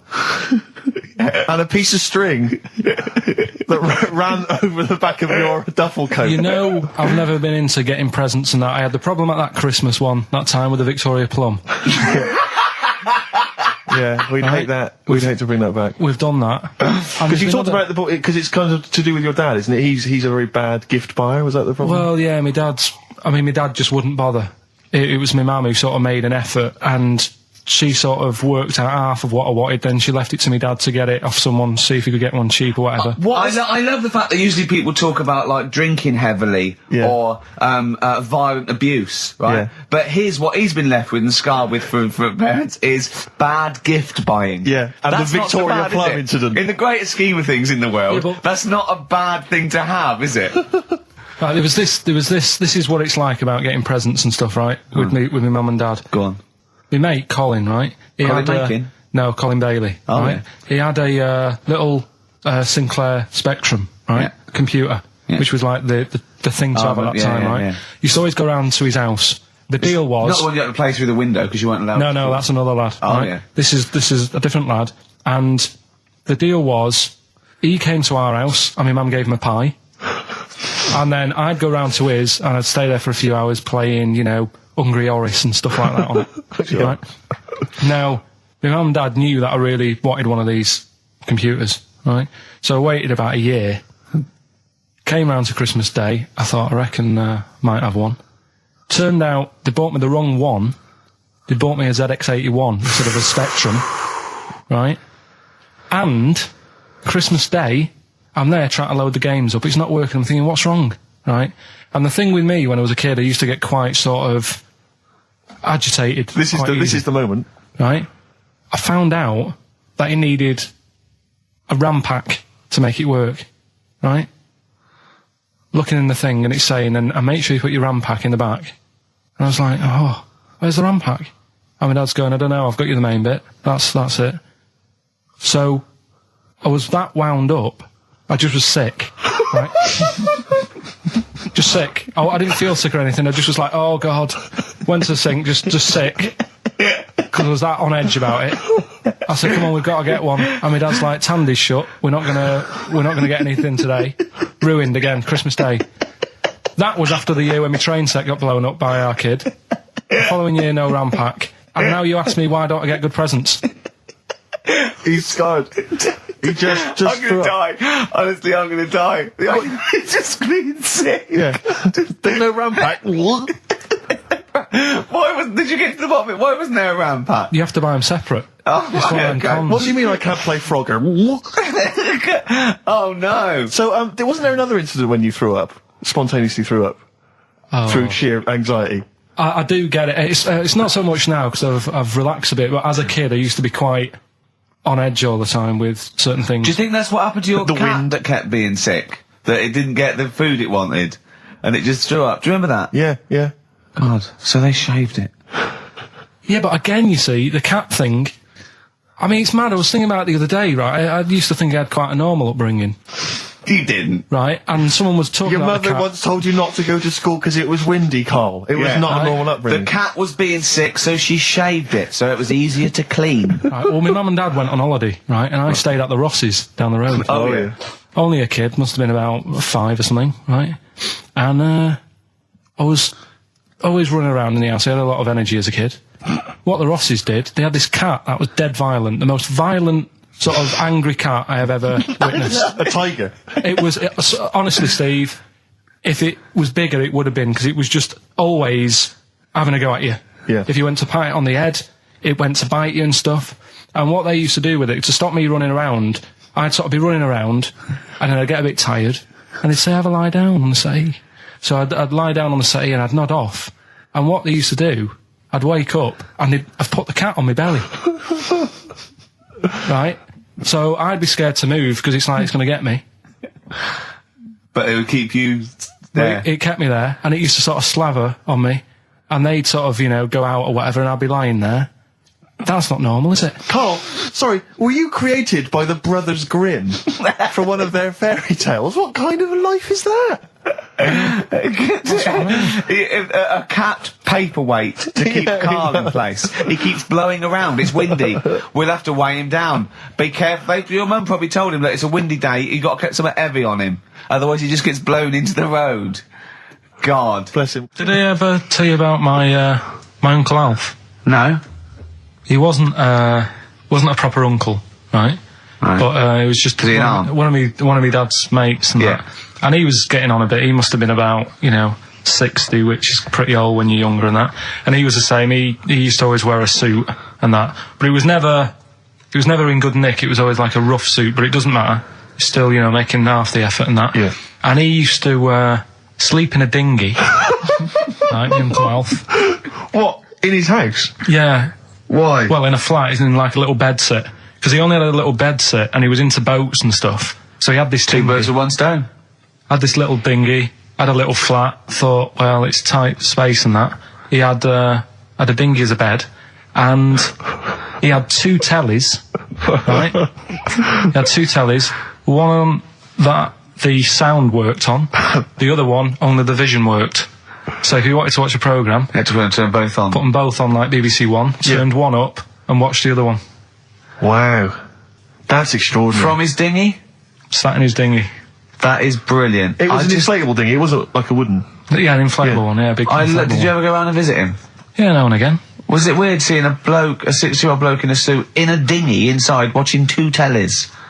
It's weird at the time, I thought.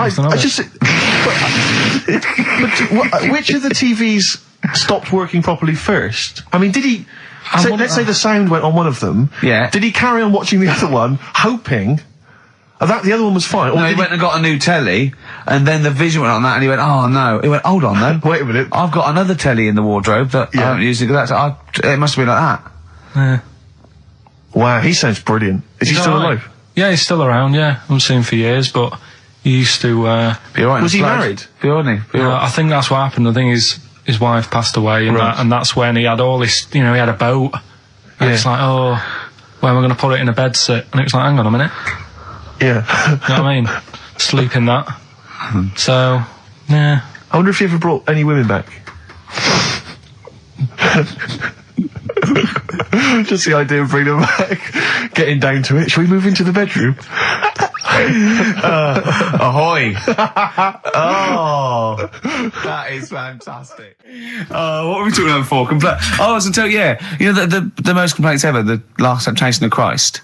I haven't seen it. What was it? It's Scorsese, isn't it? It's Martin Scorsese, and I've bought the film actually recently because I was intrigued to see it, but I've not actually watched it. But from what I understand, the reason that it was so outrageous is because it has a whole sequence which shows what it would be like if Jesus had lived his life and not martyred himself on the cross, but lived his life as a human being, part of which is him having sex.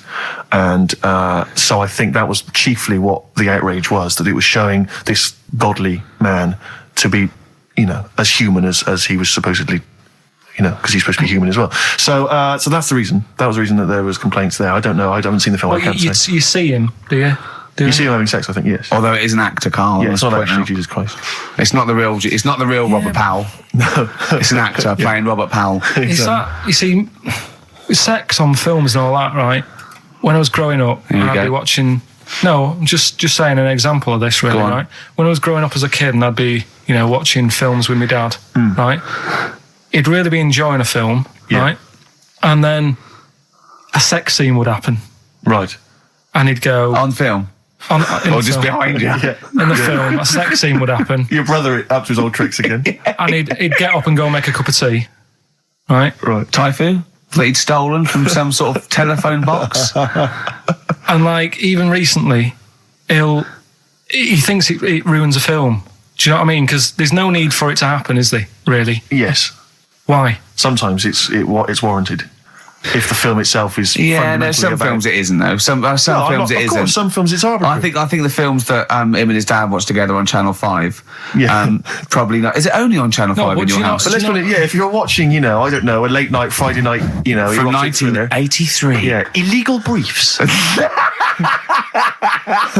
A beautiful lawyer has to defend a man who may be a killer. She falls in love with him, but does she know a real man? Oh dear. You know what I mean, though. Lest you forget, of course, that I... Love Heat. With the bloke that is now in... Go on. You know, of course, that I, according to the Internet Movie Database, I once appeared in one of those films, in the film Killer Image, a Canadian film, I believe, from 1989. According to that computer... it's all wrong, isn't it? It's all wrong. It's all wrong. Of course it is, yeah. Apparently, I was in that, and I played the role of Kirk. Was it a porn thing? No. I think it's just an erotic thriller. Oh, right. That I supposedly... You only had a very small part, though, didn't you? Indeed. Yeah. But no, do you know what I mean? Sometimes you don't need to go that far. Say, like in this Jesus program, right?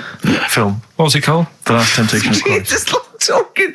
You know what? What's his name? Is it Ralph in The Simpsons? Yes. I drawed a kitty cat. It's like talking to that. Yeah. No, but right, this sensation thing, right? Do you know, often we don't get that many complaints on this show. We don't get very many complaints. And I think that's either because there's no listeners, or B, it's because most people agree with Karl, and that terrifies me. Or they let him off, because it's like, you know, you can plead insanity, you can go mental and kill a few people, but they go, oh, he's a bit backwards. No, but was it because, like, they're saying that he was having it away, or is it because you saw it? What got the complaints? The complaint was the very suggestion that Christ it was a blasphemous thing, not the fact that you saw an actor's knob. So what about if they just cut it down a bit and you like saw the little stable door closing? It wasn't the baby Jesus having sex. It was the grown man. The stable door shutting. No, but you know what the nativity scene? Oh, that is brilliant. The wise men saying, I can't believe we brought myrrh, we should have brought condoms. No, yeah. There's 2 for 1 offering, Boots. Yeah, I don't know what we were thinking. With frankincense. It's just that it's always awkward. Should we apologise now to the Christian church as well? So Sorry, the little Chinese fellas, little Welsh fellas, and the little Christian fellas. We haven't said anything wrong. No. It's like, you see, when I was growing stable up... door. I love the idea that in Karl's world, he was born in a stable, just thought, well, I love this place. Yeah. I'm just going to stay here the rest of my days. This is good here. Oh, brilliant. But when I was watching telly with my mum and dad, I mean, it still happens now, right? My dad will sort of go, oh, ruined. Good film ruined, right? Yeah. If some sex scene happens. But what are we talking about sex scene? Are we talking about a kissing, or are we talking about penetration and looking at the camera? Going, are you enjoying this, Pilkingtons? What are we talking about? What is sort of extreme levels are we talking about? Right, last time I was down there, right? Yeah. What was it? Meat Meet Joe Black. Meet Joe Black. Meet Joe Black is a terrible film. Yeah. Right? There was good film. And then you know it's going to happen because like the music comes in. Brad Pitt's keeping quiet. A woman's eyeing him up. Sure. So my mum, I love that. my mum's worked it out already, and she's going. Anything on the other side, love? She knows. She knows. It's something's. Well, so you can be enjoying a film and you can be an hour and 10 in, and then some spidey senses of one of them can go, should we turn it over? And the other one goes, yeah, all right. Are you sure it's not them protecting you from scenes of sex? So what they're thinking is, what if Karl gets the idea to have sex? Yeah. That could lead to procreation. We don't want any more like him. Yeah. We've got to end the line here. You sure it's not the doctor? Keep calling out and going, you are keeping away from exactly. women, aren't you? He must never find out. Are you sure they're not embarrassed because they're watching a sex scene with their son? It happens every time, right? There's two things that my mum does, right? It's that, if there's sex scene on the telly, she'll go, anything on the other side, love? And the other thing she always says, if ever there's anything on the telly with Elvis in it, she goes, oh, I like him, right? And we all know, we sat there, we know what she's going to say next. Yeah. So you don't even bother saying why, right? And she goes, he likes fat, ugly people. He what? He liked fat, ugly people. He didn't always go for like the good-looking fans in the crowd. What Elvis did? Yeah. Right. That was always the thing. And I'm sorry. No, hold on. I don't know what we're doing now with our lives, Steve. Right, wait a minute. Right. So your mum says two things, right? She either says... Is there anything else on the other side? Or, I like Elvis. There's a pause because you know what she's going to say next. She says, he liked fat, ugly people. How often does this occur? Well, because they've got like, Sky, there's a lot of those channels on. They're like the music channels. So Elvis always comes on. There's either an Elvis film, there's like, a classic hit by him on. And she'll go, I like Elvis, he likes fat, ugly people. And what do you mean he liked fat, ugly people? Is she a fat, ugly person? Because there's that special Vegas show, isn't he, where he's dancing about, right? And he's got loads of scarves around his neck. Towels. Yeah.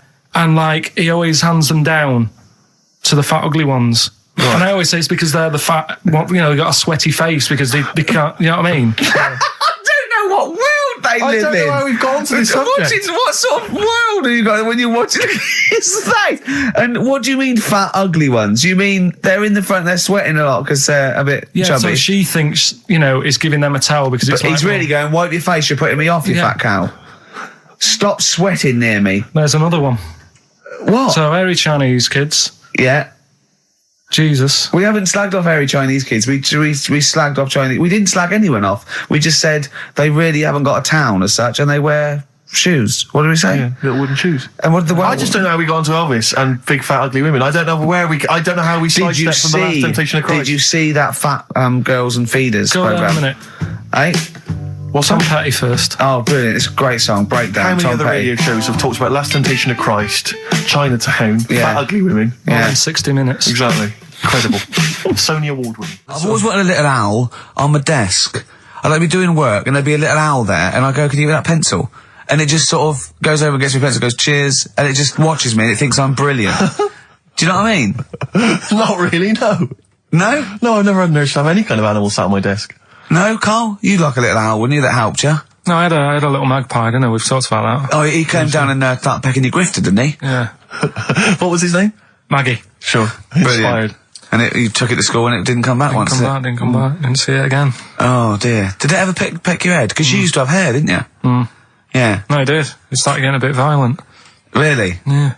Was it becoming sort of age when adolescence, probably sexual frustration sort, because I think magpies go for shiny objects, don't they? And you were probably sort of, probably losing it a little bit then in the front. And so when the sun was out, there's a bit of a sheen on the front. They saw a glare and thought, I'll have that. Yeah. What is that? That's brilliant. Yeah.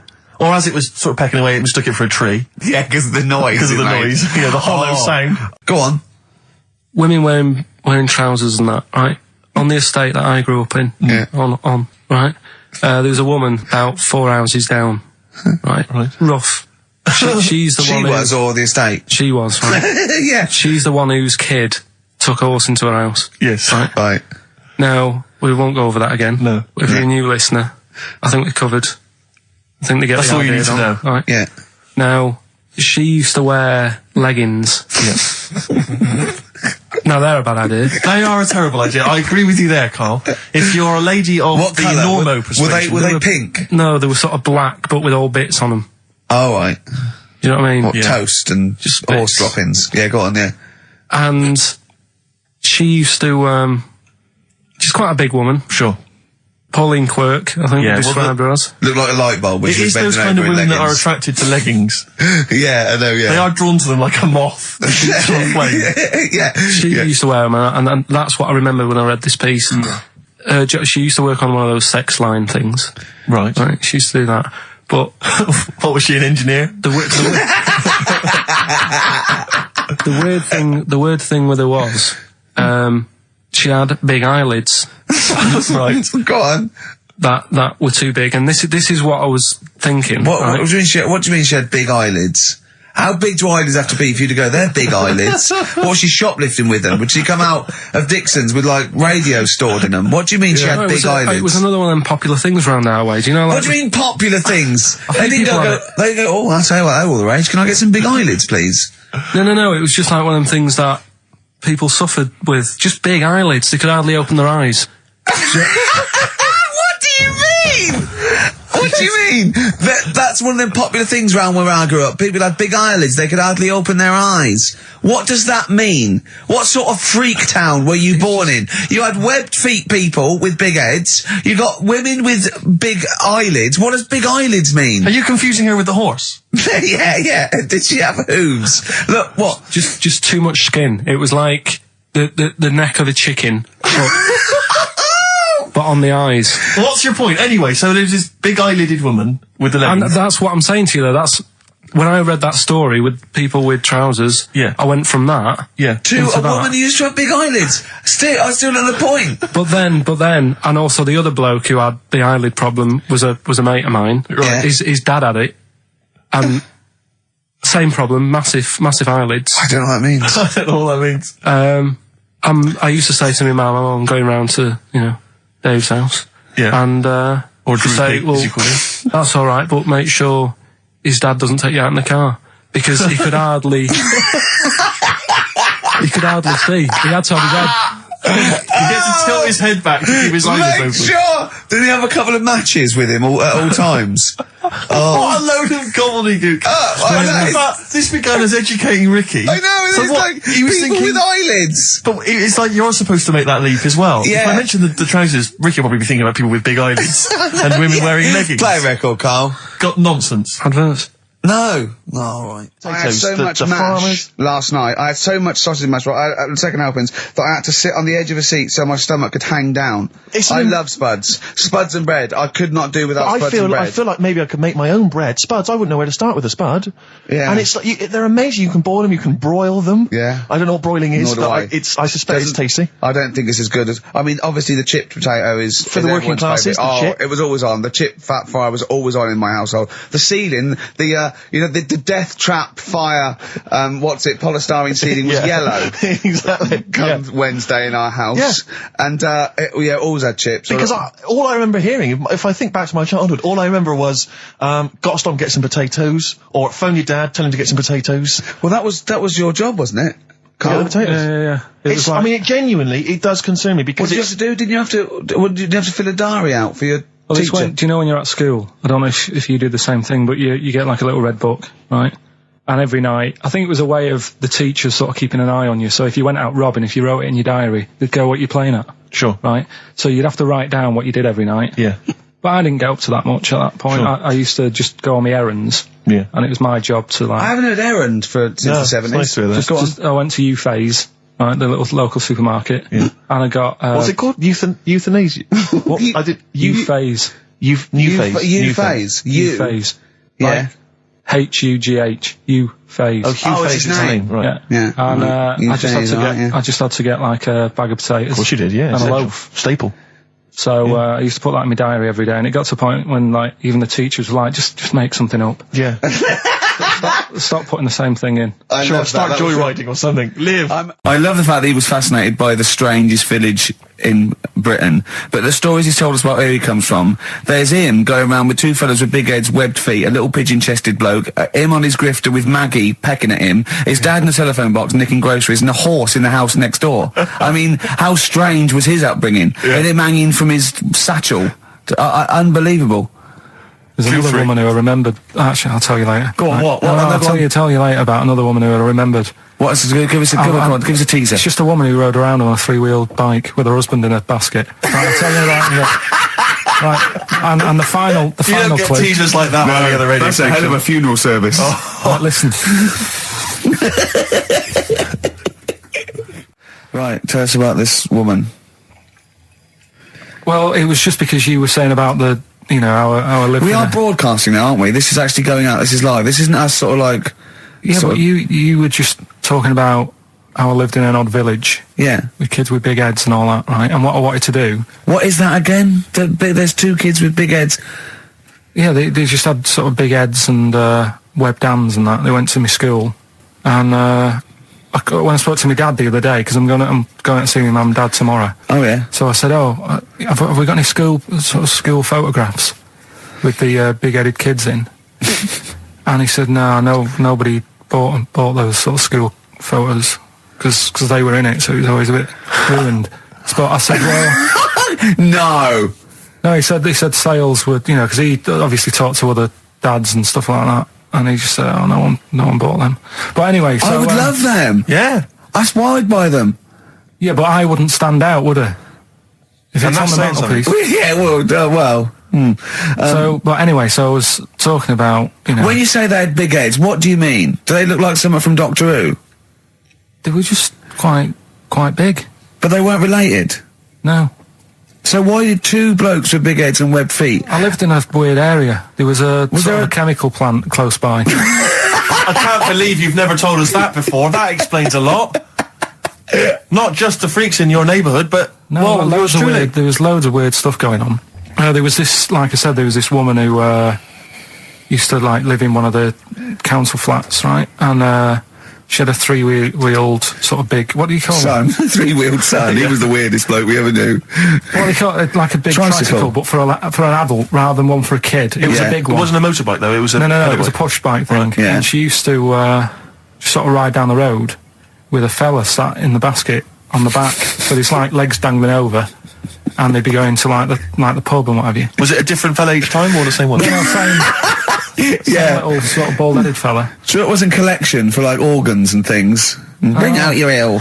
And then people just throw Grandad just in the back and go, right, we're getting £4 for Grandad. But she's got a lovely pair of testicles on him. They're very low, but they bring out your dead or nearly dead.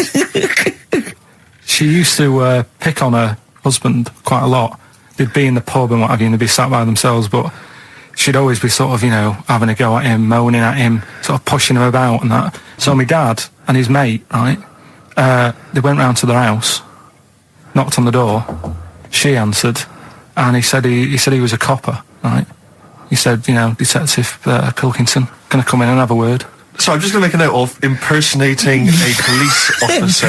Yeah, but for the good, he went in and sort of said, now, I've heard, superhero. Yeah. I've heard, you picking on your husband a lot. Yeah. We'll be keeping an eye on you. Do it again, and there'll be trouble. And she backed off after that. She was all right. And how was the husband? Was he still in the basket though? Was he allowed to ever sort of ride up front with her? Or was he just always in the bar? She'd sort of stopped picking on him in public places and stuff. That's good. You can't get done, can you, just for doing that? I think impersonating a police officer. Well, you probably did. There was no gain. I think you can't impersonate a police officer full stop. But I think they'd probably be lenient on him that he was. But let's face it. He's not going to be caught because why would anyone know about it? It's not like his son's going to say it on a radio station, is it? And stitch him right up. Is this something you did generally? Kind of a little bit of light vigilante work? Just whatever, him and his mate, just, if they saw something going on, they go, what can we do? Sure. What little scam can we do, or whatever. That's fantastic. So we're looking into animals that we get rid of. I've spoken to someone about snails, I've spoken to someone about jellyfish, and that, and looking at cockroaches today. She's an expert. She's just not just some random person. No, she works in a museum, a good museum. I said I'd give it a plug. It's the one near Knightsbridge. It's got dinosaurs and that in it. It's worth seeing. Natural History Museum. Yeah. So, It's not sure. He's not sure. This is what happened.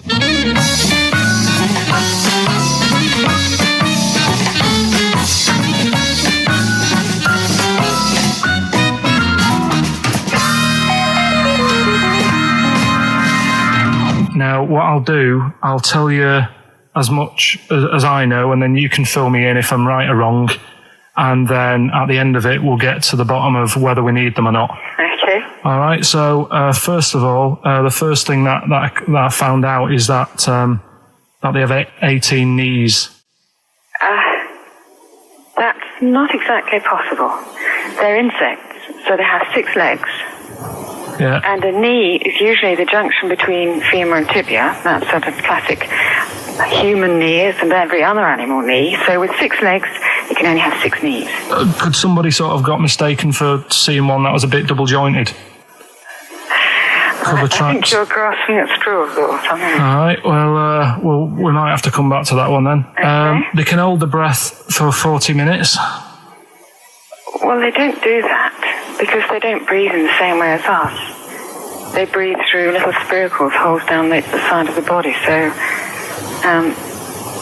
no, they're not a very apt simile because the method of breathing is so different. What do you mean? Because insects have a totally different system. They don't have lungs in the way that we do and just breathing through one part of the body. They're actually breathing through every segment of the body all of the time. So even though they've got their mouth shut, they might be able to slide. Nothing to do with breathing. So only just feeding. So you see, maybe that's where someone's gone wrong. Someone's got hold of one and sort of taped its mouth up or something and got bored after 40 minutes and said, well, we'll call it right. It's a unkind thing to do to an insect, even to a cockroach. Yeah, but it's all... Can't do that. Yeah, but... No. Pretty unkind thing to do to anything, even a cockroach. Something else I found out. Yeah. They can live for a week without an head. Well, that's true if they don't bleed to death in the process. But the weird thing is, when I told you that they had 18 knees, you seemed a bit sort of like, don't talk ridiculous. But then we're talking about an animal that can live without an head. So there's a little bit of truth in that one, yeah? Yes. Why, when it was invented, has it got that facility? Say if someone said to humans, we could do that with humans, and, you know, if you lose your head in some accident, it gives you a bit of time to sort of go back to your family and maybe write them a note. You won't be able to have a chat, but write them a note saying it was my own fault and it was nice knowing you. Oh, well, that would be a useful facility, I agree. But cockroaches are great survivors. I mean, they've been around for over 300 million years. They're one of the most primitive insects. All right. Well, I've also... is it true that they do a lot of resting? Apparently they can sort of rest for 75% of the time.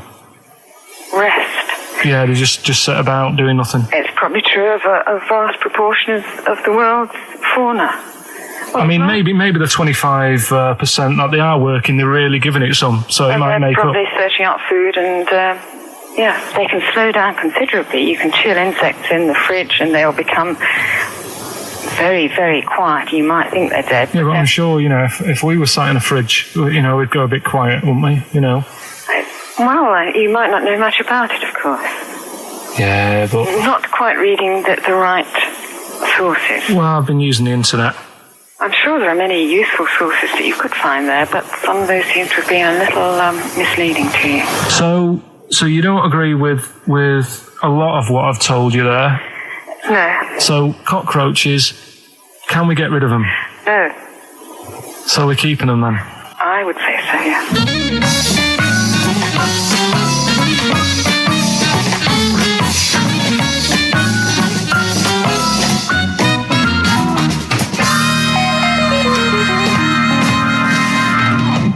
I think we should get her on more often because she sounds like she'd be a bit of an ally, really. Because she knew immediately that you were talking nonsense.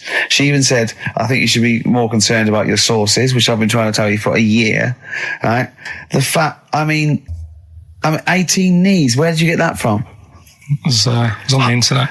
They can hold their breath for 40 minutes. I mean, I don't know what you read and take on. Mad world, don't it?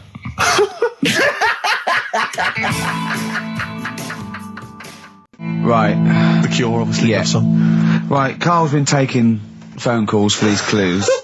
Right, and so everyone's been saying the same thing for the last one. He's been going, no, and I'm worried, I'm always worried. FD, I just overheard him on a call there going, what have I been saying? Oh, no, it's FP. Dickhead. Right, give me the clues out. It's a rollover. Right, tell people. We're really sorry to anyone who would have got that right. Okay, right, do the clues quickly. Tell them it'll be a rollover, so we have to do 3 new ones. Do you not write these down, Carl? I don't write the answers down in case Ricky looks over the thing and sees the answer. Why would I cheat? I'd rather you do something right with your life. Right, well, the clues were I've got 3 other jumpers like this one. Yeah. That was FT. Yeah. You got that. 4 tops. Yeah, that's all right. Good, well done. That bunch of people can't make up their minds if they want to sit in the sun or not. That was C. They were getting that. That was charlatans. Charlatan, right? A bunch of them charlatans, right? What do you mean? What's Charlie? No, it's like, shall I go out? Shall we? Charlatans. They got it, right? Where I went wrong with this one, the Jamaican fella, he had to have some aspirin. Why? It's my fault, you know, I'm not cutting, there's no point passing the book or anything. I said FD. A lot of people were saying, Fred Durst, like, forehead hurts, which is a good one. Yeah, which would have been as good as any of yours. But I made an error, so we'll roll it over. No. What is the answer? What is the answer? Over. Jamaican fella what? Add some aspirin, why do that? What's the thing? FP, it was Frida Payne. Frida Payne? Frida Payne. Frida Payne. Frida Payne. That's awful. Carl, you've got to write these down next week. I'm sorry, you're the producer. I know, but I've had a busy week, haven't I? That's not an excuse. That isn't an excuse. Our excuse is we don't care. Yeah. You do put care. the work in and then make a mistake. Yeah. It's better not to try than try your hardest and be rubbish. Do you see what the point? We don't care. But you've got standards. Yeah. And you're not meeting them. Think of that. You're not even reaching your standards. God. Right, well, that's that, I guess. Well, the prizes will be giving those away next week. Again. Just completely... Song for the ladies to end the show with. It's from Nick Cave's new album, Nocturama. This is a track called He Wants You. Back next week. Remember, Frida Payne. I had some exciting news this week, Karl. You'll be pleased to find out. I'm worried that you might get a little bit jealous because it's obviously going to impact on your world quite strongly. Because I know you'd like things to be quite samey. You like the status quo to be maintained. You like the fact that in the past, we've had some crosswords. Because I remember. What did you think of me when I first walked in? When I first came in on the first day of XFM? I don't know why you're making a big deal out of it, because I'm just being honest, though. I'm just being honest about a lot of people who see you for the first time sort of go, well, he's a bit weird. I know that, Steve, that you brought it up, and then you're again. But I'm sure that wasn't what he said before. No, did he say before? Well, he's a bit weird. Yeah, well, he looked at you, and I knew. I could see by the look on his face. You know when you know your kid, and your kid's sort of scared of something, and they go, "Why's your kid?" He goes, "Oh, he doesn't like pigeons or spiders." Right. It was like that when I saw Karl, and I brought you in, and I went, "What do you think of that, Karl?" I could see the look on his face that he was disturbed. Sure. And then, as he said, you get used to it, don't you? Yeah, you get used to it. And you have changed a little bit. Your hair's a bit smarter now, and you got some nicer glasses and that, I think. Or I might have just got used to it. Whoa, don't bring it up, Steve. Don't look at me like that. So you say that you think some other people in the office thought the same? Do you know that for sure? Karl. Did you discuss it? Karl. Yeah, I think they do, yeah. Okay, leave it there then. But not just in the office, as you walk through the building. Oh, it's worse than you ever thought. Well, no, it's not worse than I ever thought, because as you well know, Ricky Gervais, what did I do on Thursday morning? Oh, is this the thing... For those that perhaps are not of the female persuasion listening, there's a magazine. Apparently it sells quite well. It's one of the sort of female, kind of issues magazines. I think it's called Company Magazine. It's like your sort of, I guess it's a bit like your Moore or your Vanity Fair or whatever.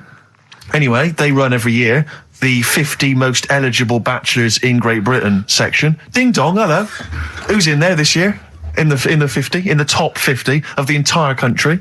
And then they vote, and they put them in order and see who's the most eligible bachelor. But that's 50 people, right? It always annoys me slightly because bachelor, it kind of seems like a more sophisticated word for loser.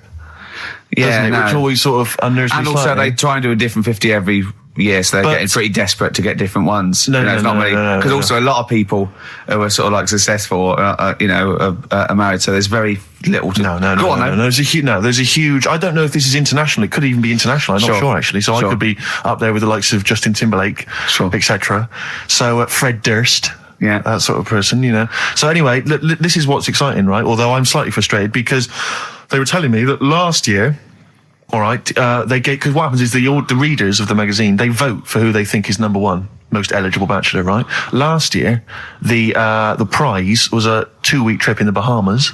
Okay, this year, I'm rather annoyed because all I'm going to win is a moped. That's the prize this year. That's the prize this year, a moped. Whoa, backtrack. What? Sorry. Last year was a 2-week trip to Bahamas, and this year just a moped. All I'm going to get is a moped. All you're going to win is a moped. Yeah, you've got no chance.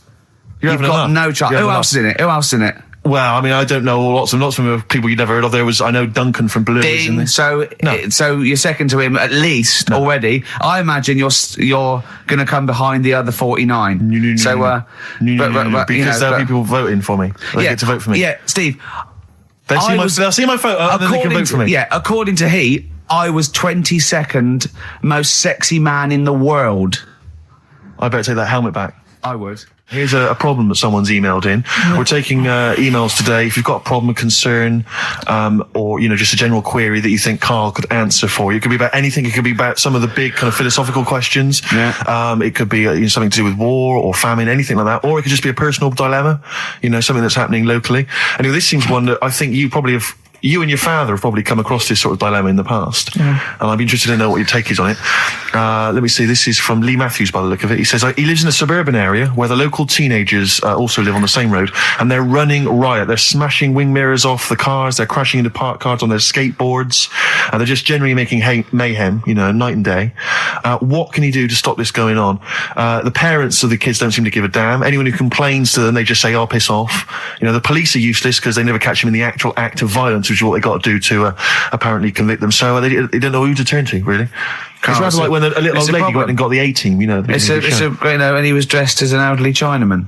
Exactly.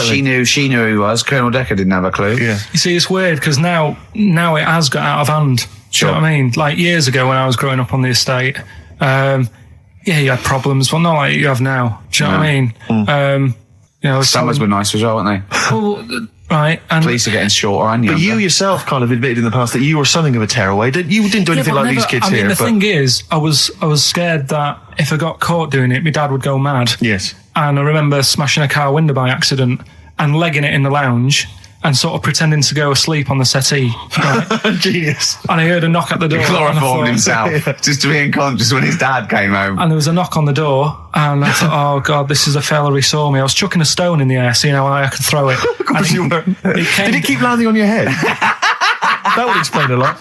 And it came down. Chucking a stone in the air, love it. To see how far I could throw brilliant. it. So, I wasn't bothering anyone. Did you invent that game? Right, Did you get the stone for your birthday? Go and play with your stone. He gave one to Suzanne. Karl, go and play with your stone. No, the thing is, right, and it came down at a funny angle, and of course it did. It ate the back of this car, and the back window is the most expensive because it has that heating thing in it. Yeah. In case you got a frosty window. Yeah. So I thought, oh God. So I legged it in, got on the settee, went to sleep, knocked at the door. Genius. It's a brilliant plan. It's a brilliant plan.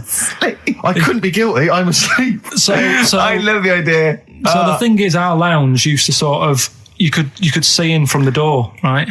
So this family who saw me do it, saw me asleep on the settee, and my mum said, go and get the door. And I sort of went, what? As if I'd been asleep. Yeah. I went to the door, like, rubbing my eyes, and the fella said, what did you run off for? I saw you. I was like, oh no. And I didn't see my dad. I went out. It was when he was working sort of evenings. So I went out so I didn't have to see my dad. And then the next day I came home from school, and my dad said, 45 quid. Ooh. That's all he said. That's all he he looked at me. And then you fell asleep and he went, wake up. You know what I said? No, 45 quid. Now the thing Carl. is, he didn't have to do £45, Carl. Now, I know you were saving up for a brick, but you can't have it. Yeah. Just So, equally, if you're doing a bigger crime, a bank job or a murder. Remember to take the stocking off your head, because if they wake you up and go, why have you got a stocking on your head? Just go, I had a weird dream. Right. A quick query for you. This is from Jay. He's got a problem here. He says, my parents won't let me ditch my studies. He's currently reading modern languages at London University. Sure. He wants to follow his dream, but his parents won't let him, of being a dancer. Carl. Worse than that, he says that they're trying to arrange a marriage to a bunch of minging daughters of people they know from good families. He doesn't know what to do, so he's got the arranged marriage coming along, and he's also got, he basically wants to be a dancer. His parents are forcing him into something more practical. Well, the first thing, right, I don't think Live your dreams? The arranged marriage thing is such a bad idea. Okay. Because I think too many people go on looks. Right. And then you soon get bored of that, and you find out the person who you're knocking about with, it's actually not your type. Right. Why don't you arrange marriages for people? Well, I'm just saying, right, so I'd say, Jay, go along with that. I wouldn't worry about it. Okay. I mean, if they're really ugly, then, don't go along with it. But if they're half bad, put up with it. That's Sure. all right. The dancing. Brilliant. Right. That's that solved. Brilliant. I wanted to be a dancer. After I did the boxing, right, I joined a dancing thing just near Man United's ground, right, called Twiggy's. Went along, I wanted to learn some moves. How old were you? Well, it was when Michael Jackson was like pretty big, so about 83, 84, 85, something like that, around there. Wanted to do it. When I went, it was shut, and I'd become like a warehouse for toilet rolls. So in a way, I wonder what would have happened. Sorry. How is that an anecdote about you going through dancing? You've told me before you did boxing for a while, you did dancing for a while. You had the true fight in the boxing. You didn't even get in the. That's not an. Imagine if that was a film. This is like a boy's dreams of becoming a dancer. Oh, it's shut. Next on. I mean, how is that a story? Yeah, that was Billy Elliot. Do you think it would have won quite as many awards? Yeah, brilliant. Footloose. All right, I'm fed up. They banned it. Let's go. Oh, it's shut. Flash dance. First, there was. It's a warehouse. Never mind. I'm just saying, you'll find something else. I think I got a go-kart after that. I bought a motorised go-kart and kept myself busy with that. So. There's always other just things. Think, Alan Bennett has to sit down and really sweat over his stories. Yeah. He just opens his mouth. You are a living Alan Bennett character. So that's solved. Well, Jay, don't worry about that. There's no emotional problems I can foresee if you follow that advice. So the advice there is do an arranged marriage. If she's not ugly. minging, she's not completely minging. Yeah. And don't worry about dancing. Get a go-kart. Cheers. Great. Last week when I did Do We Need 'Em, do you know when I called up one of the museums, in a science museum? Yeah, are you talking to me? Yeah, I'm just saying, I wanted to tell you before when the song was on, but you're so busy listening to it. Yeah, was I so busy listening to a song I was playing? Yeah, but we're doing a radio show, aren't we? All right, what's your point? Well, I just wanted to say, she emailed in to say I got her name wrong, so I'm just apologising for that. What did you call her? I think I called her Jessica. What was her name? I don't know, I've got it on email somewhere. This is not an apology. No, I'm just saying. You've got it wrong again. You've not even said her real name. How is that an apology? Well, I remember I read the email, so who are you apologising to? I think her name's Jackie, I think. Oh, you've got it wrong again, haven't you? Well, anyway, and she just said if you want to see dinosaurs and that, go to the museum. You were complaining about that as well, weren't you? You went to a museum and there was too many dinosaurs. He said you just need 4. No, well, Steve, have you been to the one in Knightsbridge? I think this one that I called up, right? It's nice. You go in, you get a good collection of stuff. You walk in, there's 3 or 4 dinosaurs. You've had enough, right? I went into New York, right? I went to the museum there, hundreds of them. You can't move for dinosaurs. Yeah. It's almost like they're responsible for them being extinct. There's loads of them. So all I'm saying is, if you want to see a dinosaur, go to the one near Knightsbridge. They've got a nice selection, some old vases and stuff. It's worth going. So, Oasis and Songbird. It's a nice little ditty. It's all right, yeah. Of a Saturday. Yes, thank you. XFM 104.9. Ricky Gervais, Steve Merchant, Karl Pilkington. I think we should go straight into it, Karl. I think we should do the competition, the there's Karl in the corner. It seems a little premature. Do you reckon? Yeah, I think Do you reckon so. it's so good? We should tease it out of them. Well, it's a big thing. It's just that I've got absolutely nothing to say.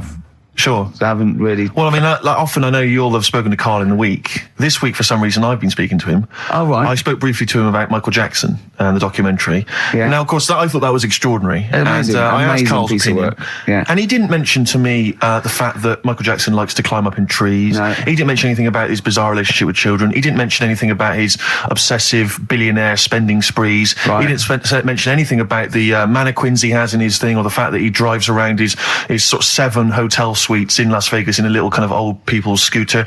The only thing of note for Karl was he said to me, "Did you notice how big his hands are?"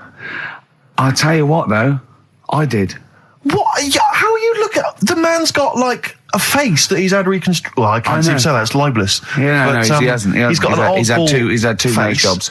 Yeah, And you're looking at his hands. But I think it's because you look at him and he looks a bit like there's a bit of androgyny there, but it's sort of like it is quite a petite sort of old lady's face in a way. But then you see these labourers' hands come out. That's always the way with a tranny, isn't it? You know what I mean? Well, you can't accuse him of being a tranny. No, he's not. No, he's not. What are you saying? I know he's got enough issues. Now you're accusing him of being a tranny. I like him. I thought he came out that brilliant. I thought it was really. I really felt sorry for him. No, I think he cleared up a few things as far as I'm concerned. I thought it was a fascinating piece of work, but I did like the shopping spree. That was great. Extraordinary, because just going around just pointing. I know it was bad taste, wasn't it? It was like one of those bizarre shops. Yeah. You know what I mean? There's anything, sort of a gift shop, but they're trying to make it look like Ming. But if it's sprayed gold. If he'd been living in a trailer park, he'd have been ordering, one of those porcelain dolls dressed like a Harley Davidson bike rider, or an Elvis commemorative plate. It was the kind of billionaire equivalent of that. But the hands were a giveaway. It's the same as those sort of transvestites. It's like what's it about his hands? When you get like a cab driver or something, right, and he decides to turn transvestite about 60, and he goes on Kilroy. Do you know what I mean? That way, he got a twin set of pearls, and he goes, "I've never felt so comfortable." But his hands are still big. He's got a little wig, and he's got the lipstick on, and he's with his teenage kids who are going, "Kill me." Do you think he's been having surgery on his hands to make them larger? Bigger, yeah. Is that why he was wearing that glove through most of the Exactly. But I think he wants to be a goalkeeper. Right. And they said, you can't, Michael, you got to big hands. It would help him climb the trees. It's yeah. And he can play tennis now without a racket. Yeah. So what did you make of it, Karl? Were you intrigued? The Michael Jackson thing, it was all right. But, that got a load of attention in the press. But the Trisha programme got nothing. Okay. Which, I know, Steve called me up in the week, right? 10 o'clock in the morning, I was at work. And he goes, I think so at 10 o'clock. Preparing this show. Most people go to work about 8 or 9. Are you watching Trisha and that? I said, no, what is it? He goes, you'll be loving it, right? Freaks. Was it, Help Me, My Mum's a Freak? Siamese twins. Right. So I couldn't watch it, but he said, it might be on again because they repeat stuff on ITV2. Right. So I had my dinner late, right? Instead of having it at 1 o'clock like I normally do, I had it at 2:30. Yeah. Sat in the office, put the telly on, ITV2. These Siamese twins. Did it blow your mind? It was amazing. We talk about a lot of things on the show quite a lot. The Airy kids crop up a lot. I was waiting. It's been 10 minutes and you haven't mentioned the Airy kid. Right, and last week we were talking about Siamese twins, weren't we? So it was weird that this programme was on, but it was amazing. I mean, what I think you can't refer to them as Siamese twins. I think they're known as conjoined twins. Why? I think Siamese is maybe considered derogatory or as an old antiquated phrase. Yeah, I think it's because the first famous ones were actually from Siam. Right. And that doesn't exist anymore. No, it's conjoined, Karl. Yeah. Get the phrase right. But you'd think that if that's happened to you, that wouldn't be that sort of offensive. The names that you must get called. Right. You think that's the least of your worries? Siamese twins, I'd say, well, that's, yeah. Now, were you stunned by where they were connected? Just live with it, we'd say. Because they were connected, of course, at the forehead. Oh. Sort of, which was quite extraordinary. Well, there was one set of Siamese twins. One had a job and the other one didn't. That's ludicrous. Yeah. The other one was unemployed. The other one had a job. She had to go to work. She had to get up at 6 o'clock on her day off. I'm supporting you, literally. Yeah. Then they get done off the social for sort of... Yeah, because the other one was signing on. That wasn't a question that Trisha asked. Annoyingly, because I know that much of the audience was thinking that. There's a few things that didn't crop up. What questions would you have asked of them? Because what things did you feel weren't mentioned? I'd love to just watch Karl watching amazing things. Exactly. Do you know what I mean? It's like early learning thing. Mouth slightly open. Yeah, mouth open at dribble, looking round to see if anyone else has seen it. You know, I hate that. Like when a cat sees a bird land on the balcony. Exactly. It can't believe it's luck. I'd probably say, how do you buy her like a birthday present? A surprise gift, yeah. Because everything's ruined. Sure. Right? I'd probably ask... yeah. Well, did you not think it was interesting that one of them had a boyfriend? Well, that was a bit weird, wasn't it? Uh-huh. But what was the other thing that I was thinking when I was watching it? I was thinking if one got into crime and that was sent to prison, right, what would happen? How would you handle that? It's brilliant. It is brilliant. If a chimp could talk. And what was the other one? The other thing was, what did he talk about? Because it's not as if you can say, oh, well, guess what I did today? Do you know what I mean? Yeah.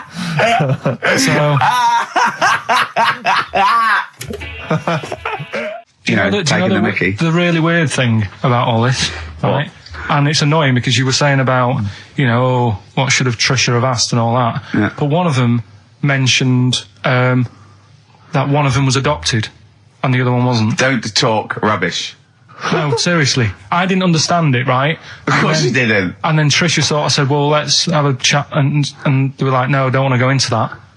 What do you mean one was adopted? That's what he said. One of them... don't quiz me on it, but that's what was said.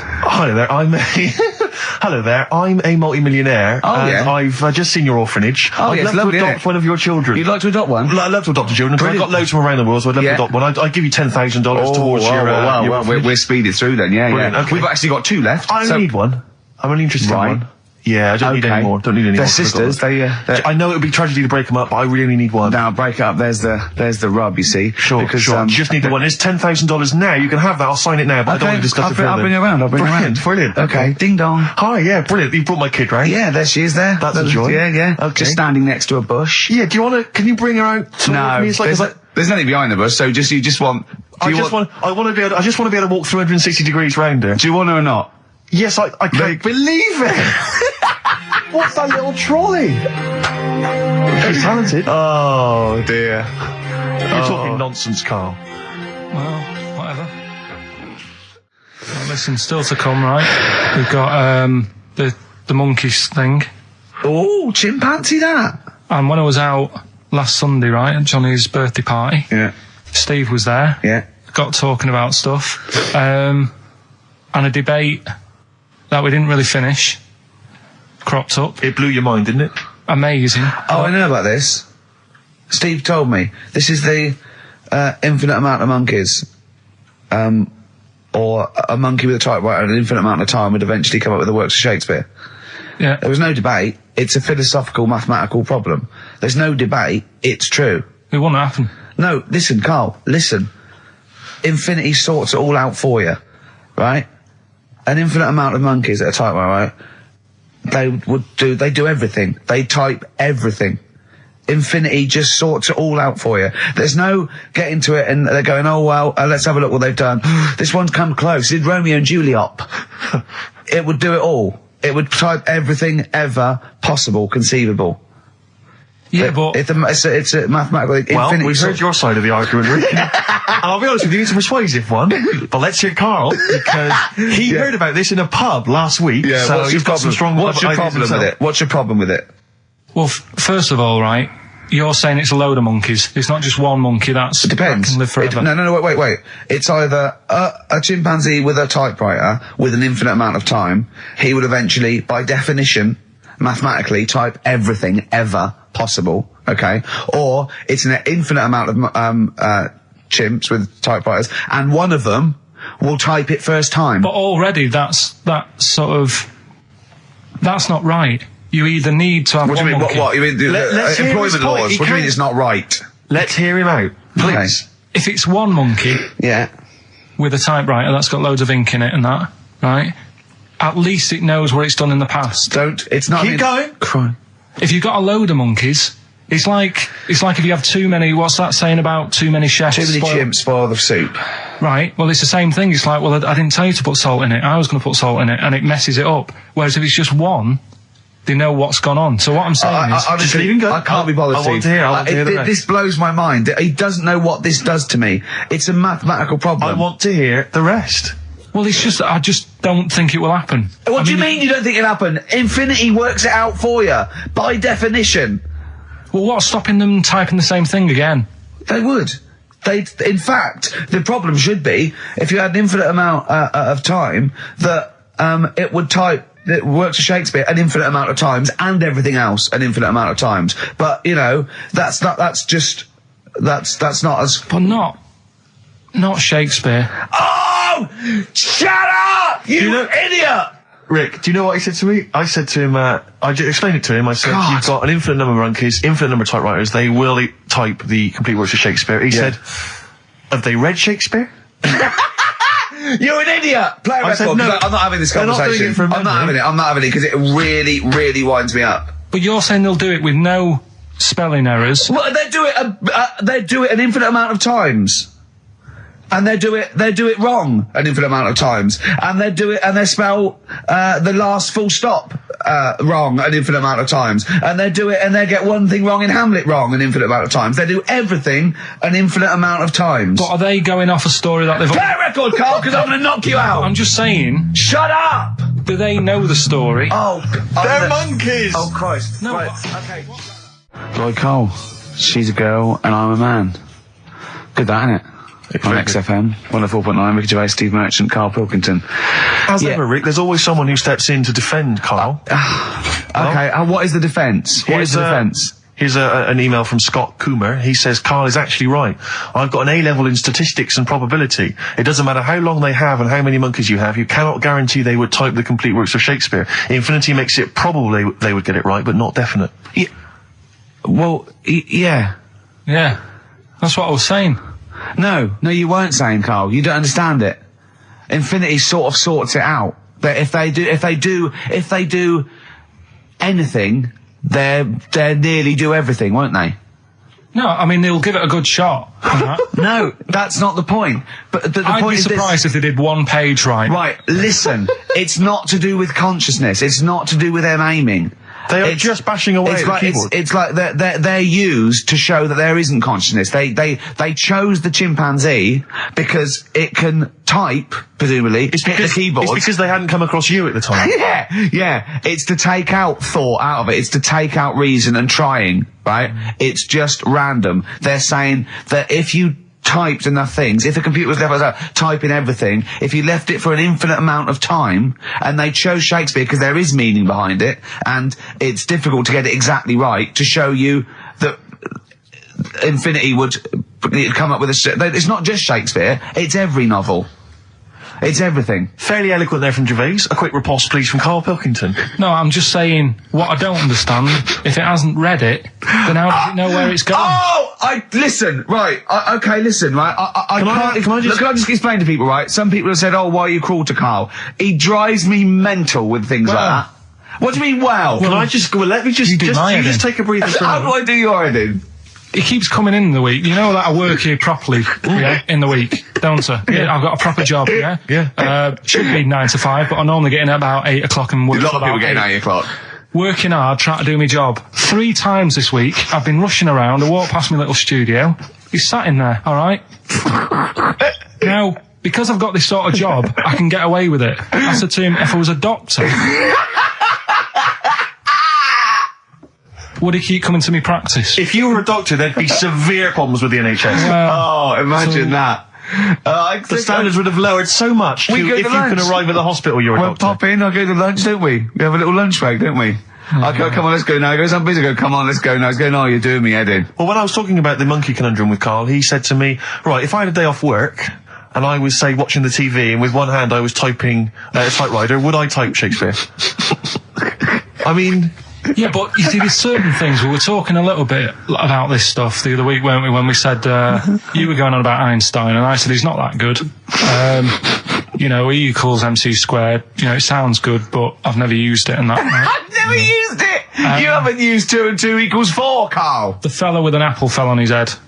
You know, it could have been anyone sat under that tree. Do you know what I mean? It's just annoying. Lucky. And Newton gets all the credit for his laws of the universe. Well, other people were working whilst he was having a lunch break under the tree. So in a way, it's like he didn't deserve to have that success story. Again, forget the apple and the tree and whether he was sitting down having a lunch break. It's totally irrelevant. Yeah, but what I'm saying is there's certain things that will just happen. You know, it's like, I think we were talking, when we were out eating the other week, we were talking about Noel Gallagher. Well, this is reason the monkey discussion came up, right? Noel Gallagher. I don't know what to say. I don't know what to say. Rick, I don't want to misquote Noel. I'll be like Herbert Lom in Clouseau. I'm going to get a twitch whenever he opens his mouth. I don't know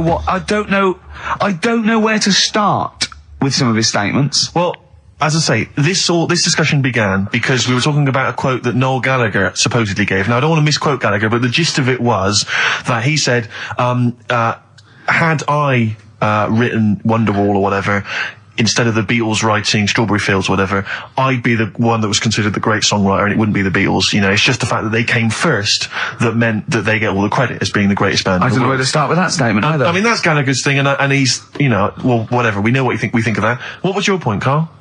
You agreed with him, didn't you? Yeah, I reckon, right? Do you know we've talked about putting a baby in a room before and it'll know what colour it is and stuff? If you got a room that's painted red, right, but forget that because that's going to confuse Hear him out. Listen to me. Say if they did some new TV show, right? Like, what's that film with Jim Carrey in where the Truman Show. The Truman Show, right? So they make up a little room and some woman has some kids and you say, right, let's put the kids in this room, and they don't know what's going on outside. They don't know anything about like EastEnders and that. It's like their little world, right? They don't know anything that's gone on. How could a child survive without EastEnders? Right, listen. So he's sat in the room, right? And then when they're all asleep, right, wait for this bit. Someone have you heard this? Yeah, bit? wait for this bit. They're all in a room. Yeah, they're asleep. Yeah. Someone pops in, puts a guitar next to the bed, right? Nips off out again. They wake up in the morning. And one of them goes, what's this? They don't even know it's a guitar because they've never seen one, right? They're talking English, though. Yeah. We just left guitar out of the vocabulary. Right, so... There's plenty more to come. So, one of them will pick it up, and they'll go, I don't know what it is, and they'll start strumming, they'll go, that sounds good, doesn't it? Give them a few weeks, they could come up with Hey Jude. Whereas, type in Shakespeare, a monkey that can't even spell... I see that. Listen, you can't answer it. I might come with you, Rick, if that's all right. We've got to sort out that Christmas special as well. Yeah, no, sure. All right, I'll see you later. I'm shooting off then as well. Cheers, Karl. Ooh, those boys can rock there. That's the Guns with All Their Roses and Sweet Child of Mine. On XFM 104.9. I enjoyed that. Yeah. That was good. It rocks. I hope the audience was playing it loud like us. Yeah. Ricky Gervais, Steve Merchant, Karl Pilkington. Well, look at him yawning. How rude is that? Karl, what's wrong with you, man? Have you been up late? A little bit. Girlfriend was away, wasn't she, yesterday? Yeah, I always have a problem with that. I always have, because you don't go to bed, do you, early? Do you know what I mean? You sort of think, I just always find that thing that if, you know, you're used to living with someone, one of you will go, let's go to bed, then you'll go, all right. But when you're on your own, you go, you just forget to go to bed. I just stay up. Okay, stop eating now, Karl. You've ate all the food. That's just a plate. All right. Okay. Yeah. No, I stayed up and watched, there was a thing on about Dracula. Right. What, Dracula? And I found a flaw in it. Go on. Not the fact that he's the living dead and and drinks blood to stay alive and he doesn't reflect. And he can turn into a bat. Well, and you can go on. The mirror thing, he can't look in mirrors, can he? Well, he can look in mirrors, but he can't see himself in a mirror. Yeah. That still doesn't work. Go on. It doesn't work at all, Karl. It doesn't work at all. Well, centre parting's always really neat.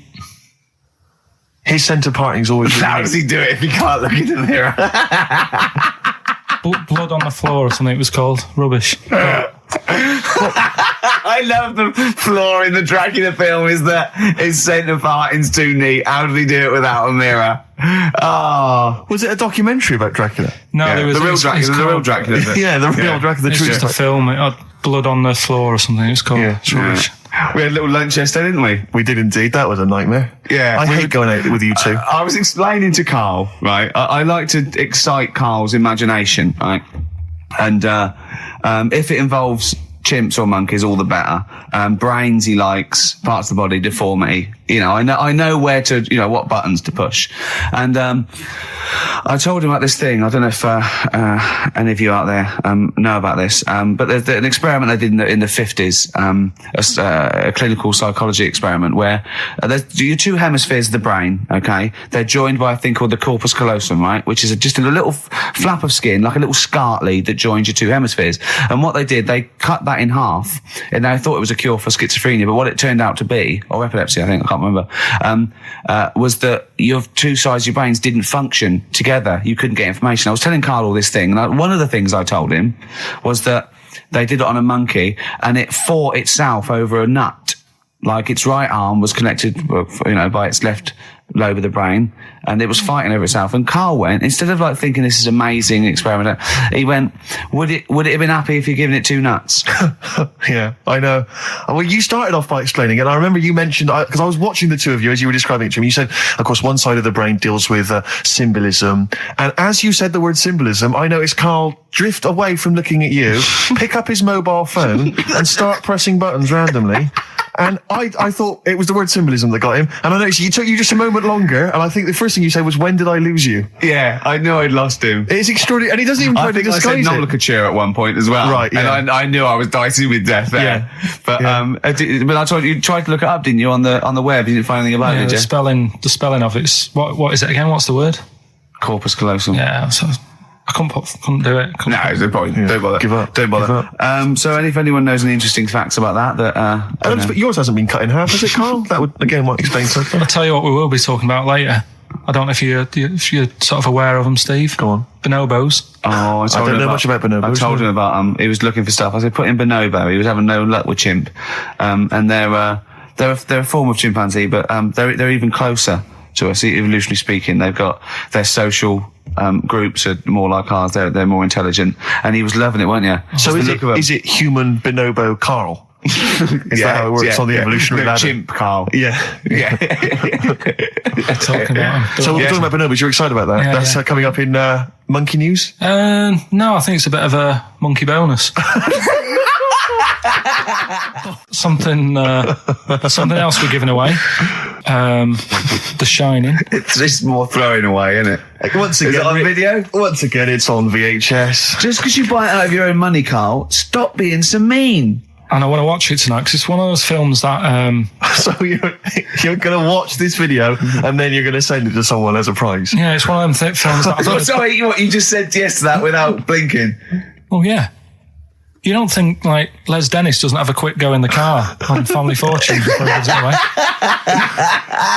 It costs $5.99. Jim Bowen has a go at those his and her towel racks.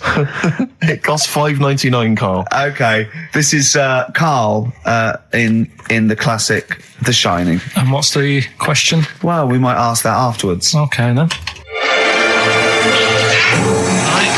Fine. Still trying to write the book then? Yeah? Yes. Good.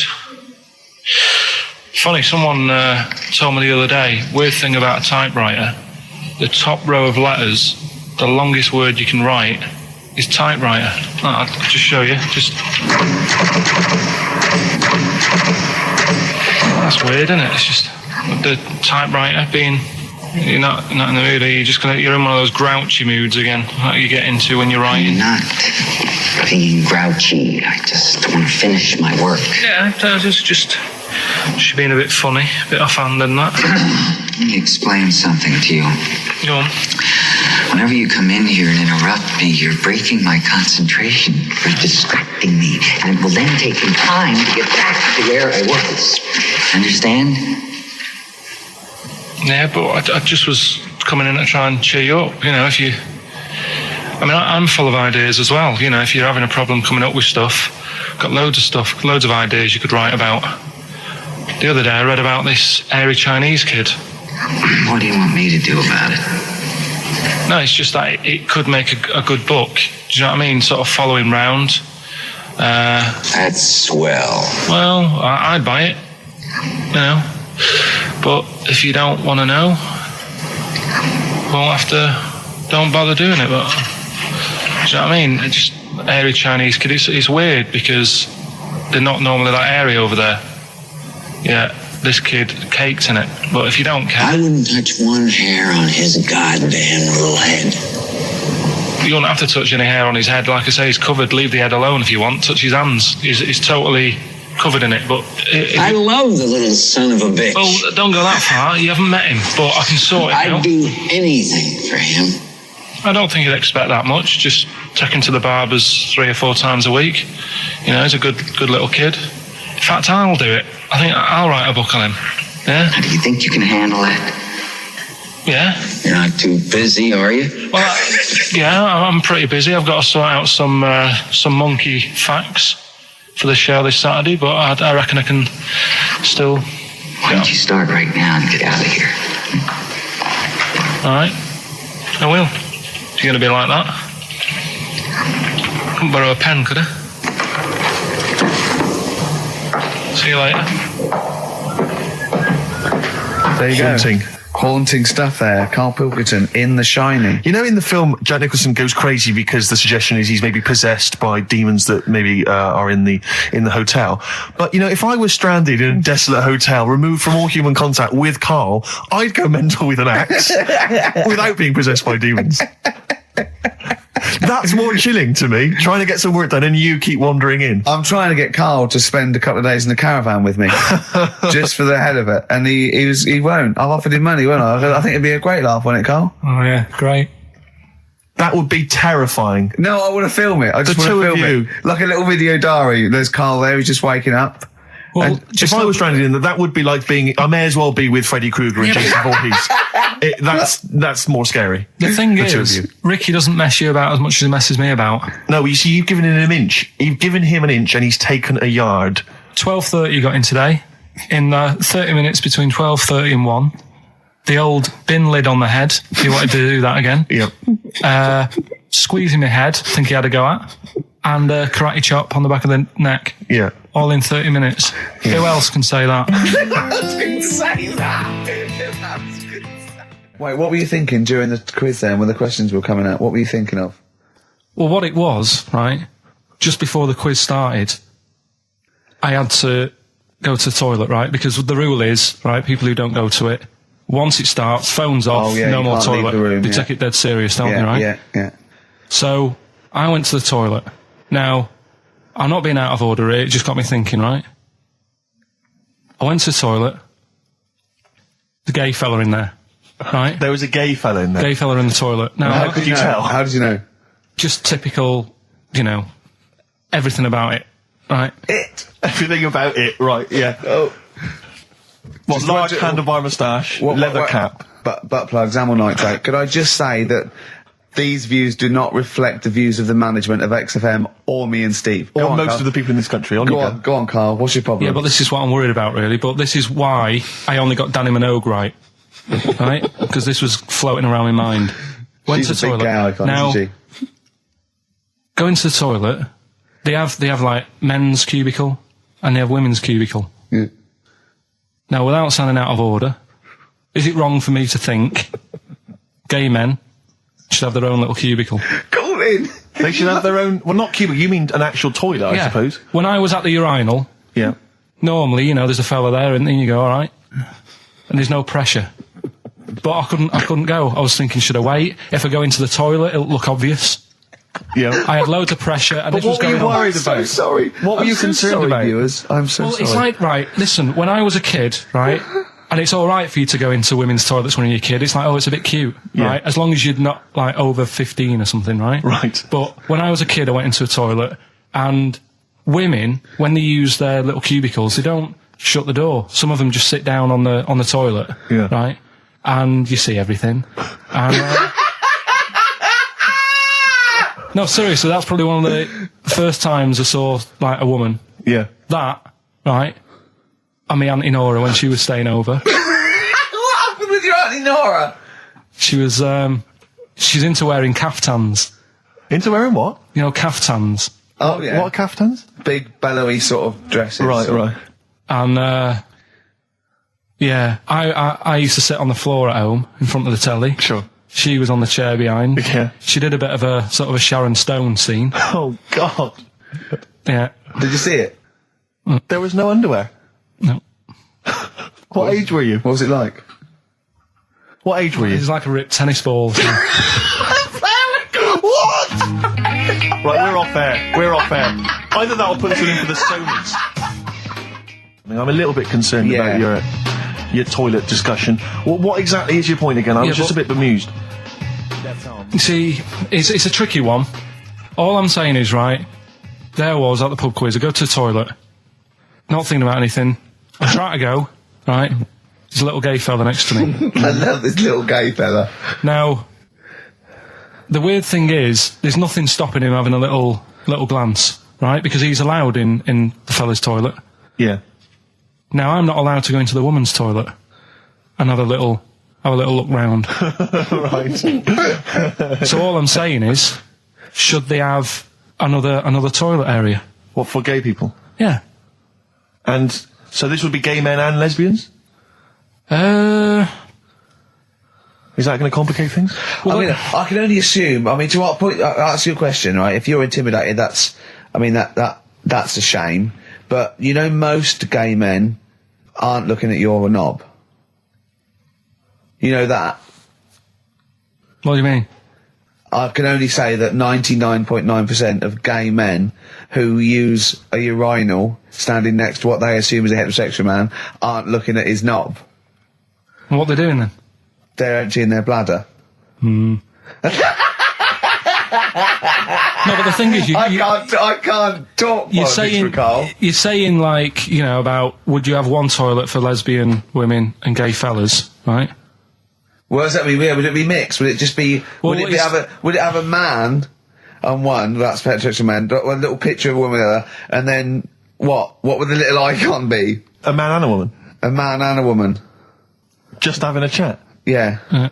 In pink and dot lines. But you couldn't mix them, because then what would happen is you'd get people who are going, oh, I'll play up to this a bit. Or pretend to be gay. And yeah, you know, sort of grow a moustache and shave their head. And pretend to be a lesbian. Right. Yeah. So I see. So you know, people pretending to be gay so they could go in and have a look at the lesbians. Yeah. Right. So that would mean that we need 4 cubicles now, would we? Yeah. No, this is fine. 4 cubicles. So every pub How many toilets do we need? Every pub's now got 4 toilets. Oh, Karl, bisexuals. Yeah. Now, interesting. Bisexuals. How many toilets do we need now? Call the council. Do you use any? Huh? No. No, because they're interested in everything, aren't they? Because the little bisexual fella will be looking at your knob. Right, with them, Yeah. what you do, you just have a door, you open it, and there's one urinal there, so you can't get a queue. They have to sort of wait. I just thought that, well, why can't there just be a thing between the urinals? So no one can look at anyone else's knob. Wait a minute. Just to go back to Ricky's point, what stops, even if we've got the toilet for gay men, what stops the gay men who want to have a look at your willy going in the regular toilet and pretending that they're straight? Most men don't Who's going to police this? wear gay across their No, head. exactly. They don't have a tattoo. There's no branding yet in the British house where they have to declare. So we're going to have to expand this. What So we've do all you- got to carry identity Do you know cards. you can see a gay, can you? Coming a mile off. No? No, I'll just hold it in next time. No. Can you tell gay men? Do you know a gay man? I'd say probably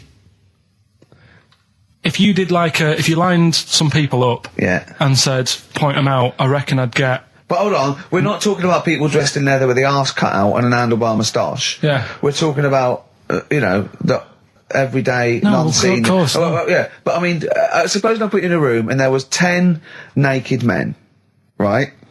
Yeah. And there's 5 gay men and 5 hetero. Could you walk along that line looking at those gay? Am I naked? No, you don't have to be naked. Why would you have to be naked? To catch them out. Play a record. How would you catch them out? Don't go into it. Don't go into it. Play a record. Right, there was this. This is what it's like about getting presents and stuff, right? With my mum and dad. Go on. My mate Colin, right? Colin Mackin? No, Colin Bailey. Oh, right? yeah. He had a little Sinclair Spectrum, right? Computer, which was like the thing to have at that time, right? Yeah. You used to always go round to his house the deal was... Not the one you had to play through the window because you weren't allowed to. No, that's another lad. Oh, right? yeah. This is a different lad. And the deal was, he came to our house, and my mum gave him a pie. And then I'd go round to his, and I'd stay there for a few hours playing, Hungry Oris and stuff like that on it. Right? Now, my mum and dad knew that I really wanted one of these computers, right? So I waited about a year. Came round to Christmas Day. I thought, I reckon might have one. Turned out they bought me the wrong one. They bought me a ZX81 instead of a Spectrum, right? And Christmas Day, I'm there trying to load the games up. It's not working. I'm thinking, what's wrong, right? And the thing with me when I was a kid, I used to get quite sort of agitated. This is the moment, right? I found out that it needed a RAM pack to make it work, right? Looking in the thing and it's saying, and make sure you put your RAM pack in the back. And I was like, oh, where's the RAM pack? And my dad's going, I don't know, I've got you the main bit. That's it. So, I was that wound up, I just was sick, right? Just sick. I didn't feel sick or anything, I just was like, oh God. Went to the sink, just sick. Because I was that on edge about it. I said, come on, we've got to get one. And my dad's like, Tandy's shut, we're not gonna get anything today. Ruined again, Christmas Day. That was after the year when my train set got blown up by our kid. The following year, no RAM pack. And now you ask me, why don't I get good presents? He's scarred. He just I'm gonna die. Honestly, I'm gonna die. He's just being sick. Yeah. There's no RAM pack. Did you get to the bottom of it? Why wasn't there a RAM pack? You have to buy them separate. Oh, okay. What do you mean I can't play Frogger? Oh no. So, wasn't there another incident when you threw up? Spontaneously threw up? Through sheer anxiety? I do get it. It's not so much now because I've relaxed a bit, but as a kid I used to be quite on edge all the time with certain things. Do you think that's what happened to your cat that kept being sick? That it didn't get the food it wanted and it just threw up? Do you remember that? Yeah. God, so they shaved it. Yeah, but again, you see, the cat thing, I mean, it's mad. I was thinking about it the other day, right? I used to think I had quite a normal upbringing. You didn't. Right? And someone was talking Your about mother once told you not to go to school because it was windy, Karl. It was not a normal upbringing. The cat was being sick, so she shaved it, so it was easier to clean. Right, well, my mum and dad went on holiday, right? And I stayed at the Rosses down the road. Oh, yeah. Only a kid, must have been about 5 or something, right? And I was always running around in the house. I had a lot of energy as a kid. What the Rosses did, they had this cat that was dead violent, the most violent sort of angry cat I have ever witnessed. A tiger? It was honestly, Steve, if it was bigger, it would have been, because it was just always having a go at you. Yeah. If you went to pat it on the head, it went to bite you and stuff. And what they used to do with it, to stop me running around, I'd sort of be running around, and then I'd get a bit tired, and they'd say, have a lie down on the settee. So I'd lie down on the settee and I'd nod off. And what they used to do, I'd wake up and I'd put the cat on my belly. Right? So I'd be scared to move because it's like it's going to get me. But it would keep you there. It kept me there, and it used to sort of slaver on me, and they'd sort of, go out or whatever, and I'd be lying there. That's not normal, is it? Karl, sorry, were you created by the Brothers Grimm for one of their fairy tales? What kind of a life is that? A cat paperweight to keep Karl in place. He keeps blowing around. It's windy. We'll have to weigh him down. Be careful. Your mum probably told him that it's a windy day. You got to get something heavy on him, otherwise he just gets blown into the road. God bless him. Rick, I sometimes get off at the Tube at Tottenham Court Road if I want to look at the record shops before I come into XFM, and I always cut through Chinatown. Oh yeah. And every time I come through Chinatown, the same thought always strikes me. I always feel like I want to just gather all the little locals, all the little Chinese fellas, just gather them round and just go, guys, in what way is this a town? It's not, is it? This is not. At best, what you've got here is a novelty street. Yeah, Gerrard Street is not a town, mate. No, it's not a town. You've had this here for like 100 years. It's not expanding. Yeah. You can't just call it Chinatown and claim it's a town. If I was them though and you do that, I go, what are you talking about? It is a town. It is a town. It's our town. It is a town. It's our town. We've got all lots of stuff. Where's your church? Where's your mayor? We needed. We got a betting shop. Not enough. It is. See, all you've got here is restaurants. No. That's not a town. No. Got a little supermarket with snacks. What does it sell? Snacks. Specifically, I would imagine crackers. Yeah. Do you want to buy a dragon?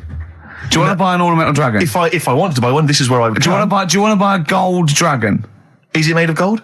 No, it's made of plastic, but it's sprayed gold. Do you want to buy that? It's not a town. It is a town. It's not a town. Yeah. And it annoys me because when I first came to London, I genuinely thought Chinatown was going to be this amazing, what they've got there is you'd hear a gong and every time we went in there, and there'd be rickshaws and people walking on those little sort of wooden shoes. You know those ones? They're brilliant. They are just comping around in them, but nothing. It's nothing. It's just. Yeah, exactly. Yeah. It just reminds me of, have you ever been to any of those sort of museums? You tend to have them up north where they've got you sort of sit in a little cart and it sort of rides you through kind of, I don't know, it might be, Newcastle. The Victorian era. Yeah. Can I have half a pound of those sweets, please? Exactly. Of course you can. If there was some animatronic then, it would just be an exhibit. Yeah. Their concession to being 100 years ago is that there's some scales in the shop and there's a horse outside. Yeah. That's it. That's it. Exactly. Yeah. The traditional sounds and smells of old England. And the voice of going, of course, there was no television. Exactly. Amazing. Yeah. Amazing. Brilliant. Yeah. Welcome to Chinatown. Ding, ding, ding, ding, ding, ding, ding. So it's not, it's a good point. Is that a piece of traditional music? Ding, ding, ding, ding, ding. Yeah. Is that some traditional Chinese music, or is that music that someone in this country wrote, thinking it sounded like Chinese music? I think it was the Vapors, wasn't it? Oh, is that what it is? That? Because it sounds so, that's the music, isn't it? But are you sure they didn't take that from some other source? It's that pentatonic scale, isn't it? What is it called? It's the black notes on the piano. Right, that's the one I can play along with EastEnders. Yeah. Do you know what I don't get with it? Go on. Chinatown. Yeah, Chinatown, because I always walk through it on the way to work. A couple of things annoy me. First of all, I think it's bad business, just because if you've got a Chinese restaurant, put it somewhere where there isn't any others. It's a good point. Yeah, but it's also a community. They're not just a theme park for other people. I remember going out one night with Suzanne and some friends, and you got there and there's so much choice. It's that dilemma of, forget it. Well, not really. Specifically, do you fancy Chinese? Well, no, but why don't you go to the one with the dead ducks hanging in the window? That's my favourite. That's the other thing as well. It's like, normally you put your good stuff in the window. If that's what's in the window. Yeah. Right? Yeah. And the other thing that annoys me, walking through it today, there's always lard on the floor. What, in the street? In the street. It is, honestly. I'm scared I'm going to slip over. It's because all the restaurants and that. But why is it? That's another point. Well, it's not oozing out of the restaurants. No, but why is it? I don't know what they do. Careful. Listen, no, but why is it? That's why they used to wear those little wooden shoes. Okay, we've got... No, but the thing is as well, they try and wash it with water, which doesn't work with lard, and it's like oil. Famously, yeah. You know what I mean? Even I know that. Yeah, you've got to scrub it. So, you think sorted that out. Yeah. You think they'd know, wouldn't you? Yeah. All right. Anyway, thanks for your thoughts on Chinatown, Karl. I'm Ricky Gervais, with me Steve Merchant, Karl Pilkington, pressing the little buttons there. XFM 104.9. What's that little Well, I think I do more than press the buttons. Right, you see, this is it, right? Karl has had a little strop on since last night, okay? And He's had a little strop on? Yeah. You said strop on. I just wanted to clarify. And, I don't know why. He says that I'm an annoying person. He says that I wound him up, right?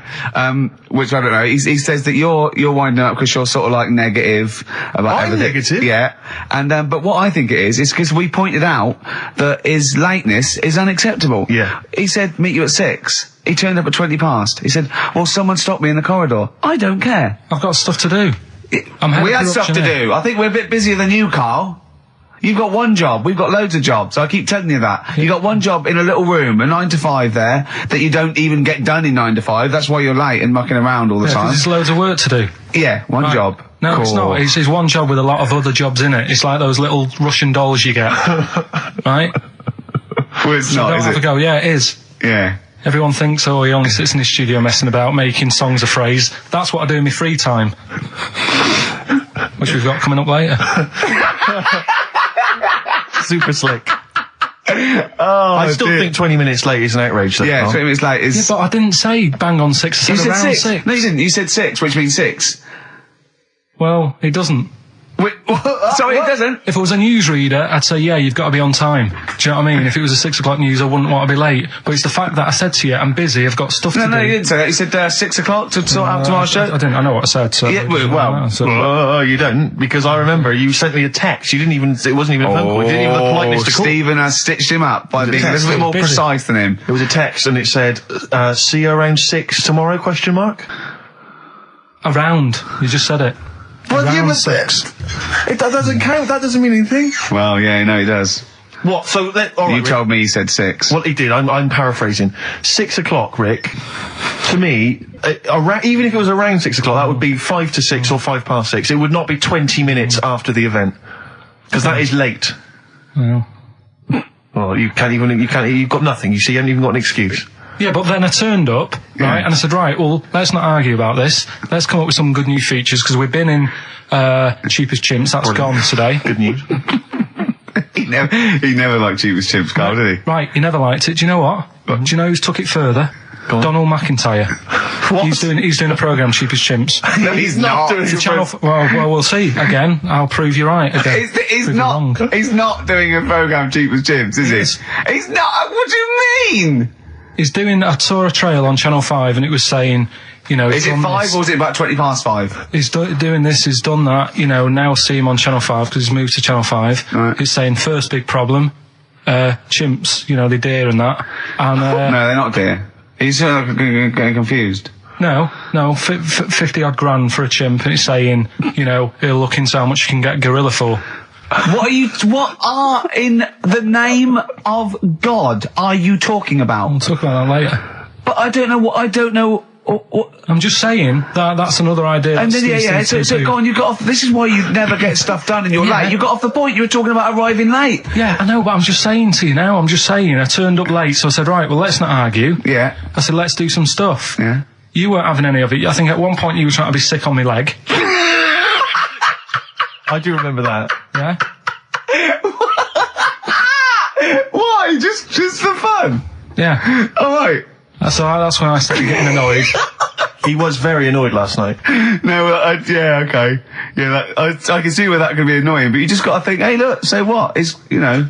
Well, I think you rub each other up the wrong way. Yeah. No, that's the problem. Well, no more Cheap as Chimps today. Right. Nothing to replace it because we didn't have a chat. Songs of Phrase, we're doing that. You can win some stuff. Yeah, we've got the film that we haven't done for the last 2 weeks. The final film, we won't be doing that. Let him down. There's 2 weeks. So you're 2 weeks late on that. Can I just ask, guys, is there going to be some great music? Yeah. Well, what about something from the Only Ones? Yeah. Another Planet. Brilliant. Yeah, but it's all the time. It's not just, I mean, you haven't done that with me, taking your clothes off and that yet. But, like, last night we were sat in the pub and I was saying, right, you know, let's not even worry about new features then. Let's get the current ones, you know, going. Like what? Good. Like, the one that I was trying to work out, the Cheeky Freak of the Week. Think of that! Yeah, but Think of that, though, as a normal conversation. Yeah, I'd looked online, right? I didn't find that much. I found, actually, I'll tell you what I found later. Brilliant. We're looking for them, right? And then at one point, I think you said to me, go on, you know, what about the Guinness Book of Records? Yeah, you know, they'll have, like, the best freak in the world or whatever. Yeah, ever. So I said, yeah, bring one in. Now, you've got one at home. Yeah, I've got a couple. But you couldn't be bothered carrying that in today, so I had to go out of the pub that I was at. Yeah. Nip into Borders. Yeah. Buy a Guinness Book of Records. Yeah. Out of my own money, $18.99. Yeah. Bring it back, and then you said, I don't know if I want to do this feature. So it cost me 20 quid for that. I had to buy a video for Silence of the Lambs film clip. I'm actually out of pocket at the end of this. But do you want to work with me is the thing. If you want to work with people would pay that sort of money to work with me, Karl. You're a lucky bloke. Think how many people think, Karl, he gets to drink and sit. Yeah. You making a cup of tea and I surprised, didn't I? Little surprises. Steve, you know, last night, do you know when I left the pub in a bit of a mood because I was just fed up with not getting anything done? Yeah. Walking down the road, I was thinking, how can I get out of this? How can I stop having to work with them?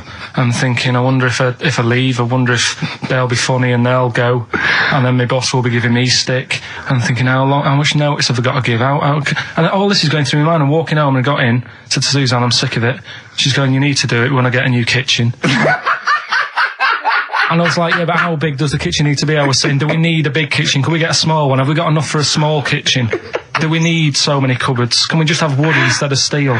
All this, trying to get out of doing this. Yeah. It's always just, I always feel like, you know, because I like to think that I'm not perhaps as bad as him. Yeah, no. You annoy me in different ways. Like what? How does he annoy you? Well, stuff that, you know, I come up with ideas, say Cheap as Chimps. Yeah. Rockbusters springs to mind. Yeah. 15 like Taiwan.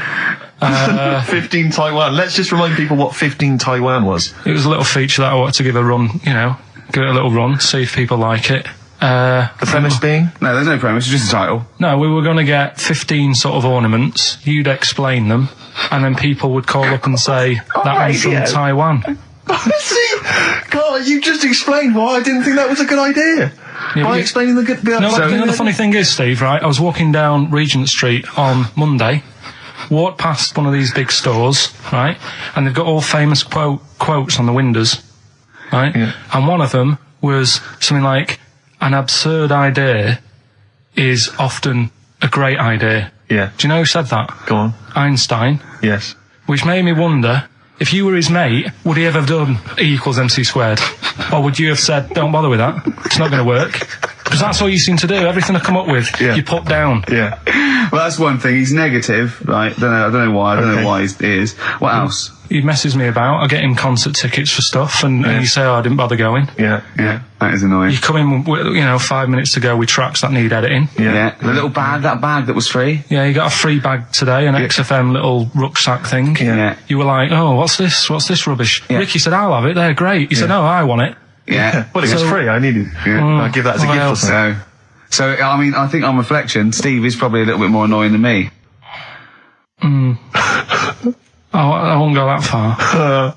You are annoying. If I had to go away for a week somewhere, if it was a quiet place... Well, you are again, aren't you? That's 2 holidays you had this year, I mean. If it was a busy place, I'd probably go with you, because people, do you know what I mean, staring at me all the time and that if I'm walking around with Steve. No, I'm just... Can I draw up a list of reasons I don't like you, Karl? Just being honest. What? I'll tell you, because the list of reasons I don't like you is incredibly long and getting longer. Just saying. Do you want another slap?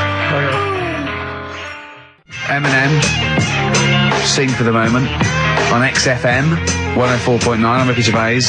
With me, Steve Merchant, with 5 little hamburgers. Got 5 burgers here, yep. And so I don't know, how should we begin, Karl? Do you want to just look at the size of these burgers? Look, they can see it on webcam, can't they? They can see us stuffing these burgers into your mouth. And by the way, I'm filming this, Steve. Look, brilliant. Look, I've got a little camcorder. We'll put this on unseen footage on a DVD or something. Or maybe on the website. On the Oh, Karl, what if you break the record? Okay, Karl, I'm coming round now to just monitor this and adjudicate. What's the web? If you want to see this on the webcam, what is it? XFM.co.uk. Right, okay. Hold on. Can I, Steve, I'm not being funny. I'm not being funny, right? But I think I have got like a bit of a wheat thing. You've got a bit of a what? A wheat allergy thing. Don't give me that. No, seriously, my head's... I've been eating a lot of shredded wheat recently. And my head's got a bit bigger. Karl, I don't think you can let us down now, mate. So you just got to put that... No, I can't put that like that in my mouth on its... I've got to break it up. I've got to break it up. You can't break it up. Can't break it up. It doesn't say you can on the rule thing. It does. It doesn't. I can't look. I physically can't. Try it. I can't look. I'd have to be Jay Goody to be able to do that. Seriously, look. Try it. Yeah, I know, but you're not approaching it right. That's it. Come on. That's all. God, he's not going to do one. Keep going.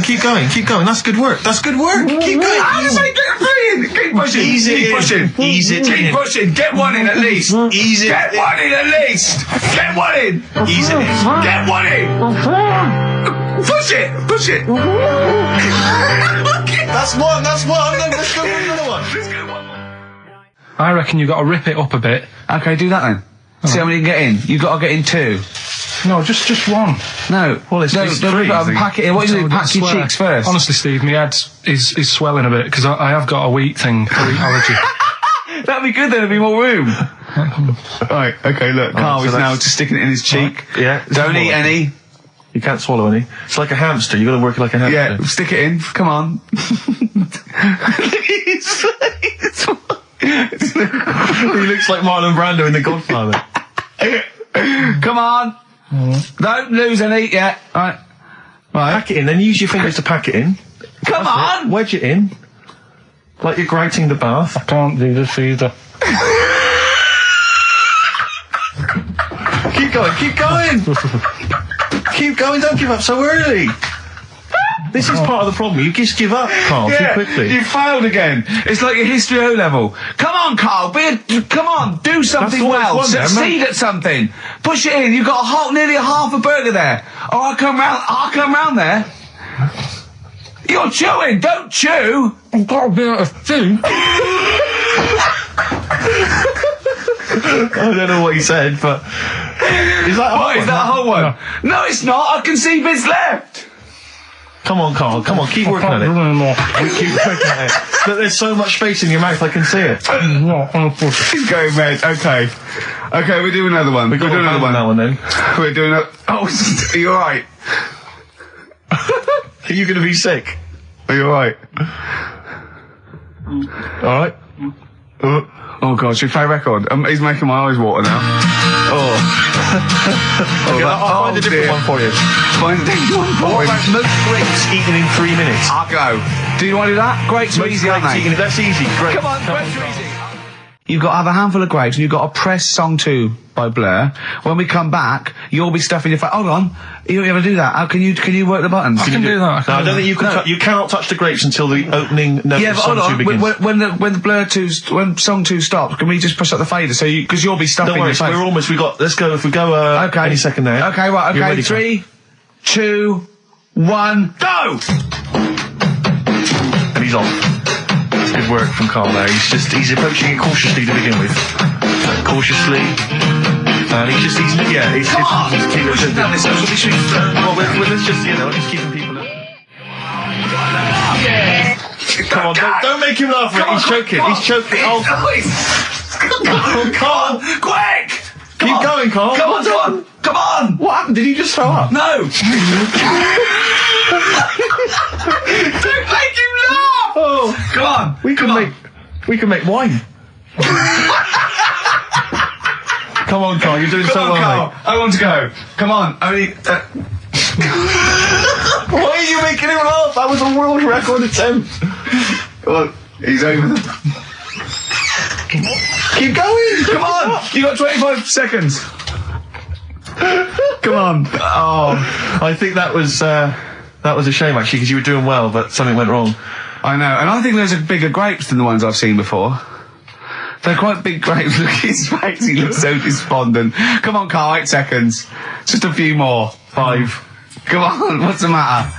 2, 1. It's all over, Karl. It's all over. Better count how many you did. You can get good at this. We can get good at this over the weeks. I think that was a fairly pitiful attempt, actually. I really thought you had It's interesting, actually. These are harder records than you might think. Yeah, I know. 6, 8, 10. How do you feel after that record-breaking attempt? Not happy with that.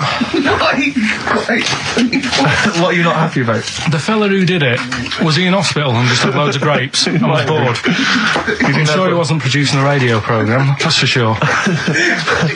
Well, to be fair, neither are you. What was tricky about it? What did you find hard? I think having Ricky standing over me, sort of shouting, "Go on!"